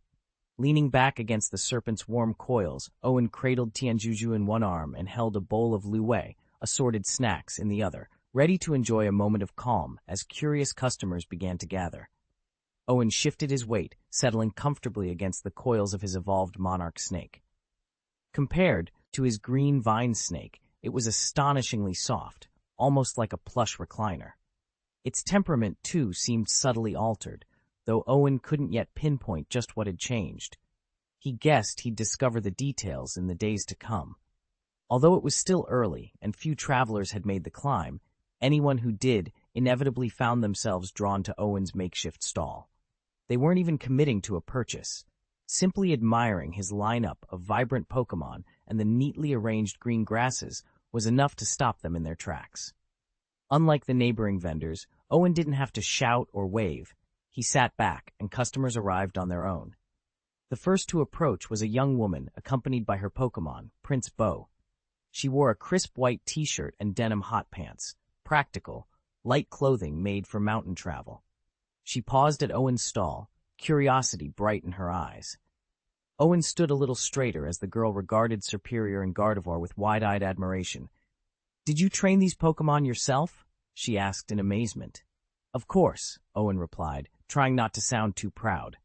The girl hesitated, glancing at the pair of energy cubes displayed on the table. They gleamed like polished gemstones and were notoriously expensive. Finally, her gaze flicked back to the pair nestled in Owen's arms, the pale blue ice Vulpix and the shy, sweet Bamboo. "If I buy one of those cubes," she ventured, "could I maybe hold Vulpix and Sweet Bamboo?" At the mention of her name, Sweet Bamboo, whom Owen called Tian Tian, nuzzled closer into his arms, her soft fur brushing his chest. Ice Vulpix's ears twitched. She hopped off Owen's shoulder, sat down, and pointed at the cubes with an imploring look. It was as though she were saying, "Buy it, and you can pet me." Owen's cheeks warmed. Yeah, she's right," he admitted, rubbing the back of his neck. The girl's face lit up at the fox's invitation. "They're adorable." Without another word, she pressed her hand into her coin purse, counted out the exact amount for one energy cube, and without even glancing at it, tossed the payment to Owen. Then she knelt down and extended her arms toward Ice Vulpix. Just in time, Ice Vulpix sprang into her waiting hands, giving a little shake of her tails as if to say hello. The girl giggled and stroked the fox's ice-blue fur, completely enchanted. Owen allowed himself a small, satisfied smile. His prized partners were clearly making fans of customers everywhere. Whimper, so cozy. Prince Boo sat off to the side, watching Owen with a hint of envy. The little fellow tugged at Owen's pant leg, but when that failed to get any attention, he pulled out an energy cube and nibbled at it. Suddenly, his eyes lit up. He glanced from Owen, who was busy cradling an ice vulpix, to the stacked energy cubes on the vendor's stall, and let out an eager chirp. Owen looked down in surprise. "You want more, Prince Boo?" The ice vulpix wriggled free from Owen's arms and scampered over, tail swishing. She blinked up at him with big sky-blue eyes and let out a pleading series of poo-poo. "I want more, I want more." "I see," Owen murmured, stroking her soft fur. He caught sight of the price tag on the cubes and hesitated. They weren't cheap, but seeing how refreshed his ice vulpix looked after just one made him reconsider. The little vulpix chirped again and gently pawed at the vendor's leg, her expression as persuasive as can be. Owen sighed, reaching for his coin pouch. "All right, you two, one more box." The vendor beamed as she handed over the neatly wrapped energy cubes. Prince Boo and the ice vulpix each claimed one instantly, their tails wagging in delight as they tucked in.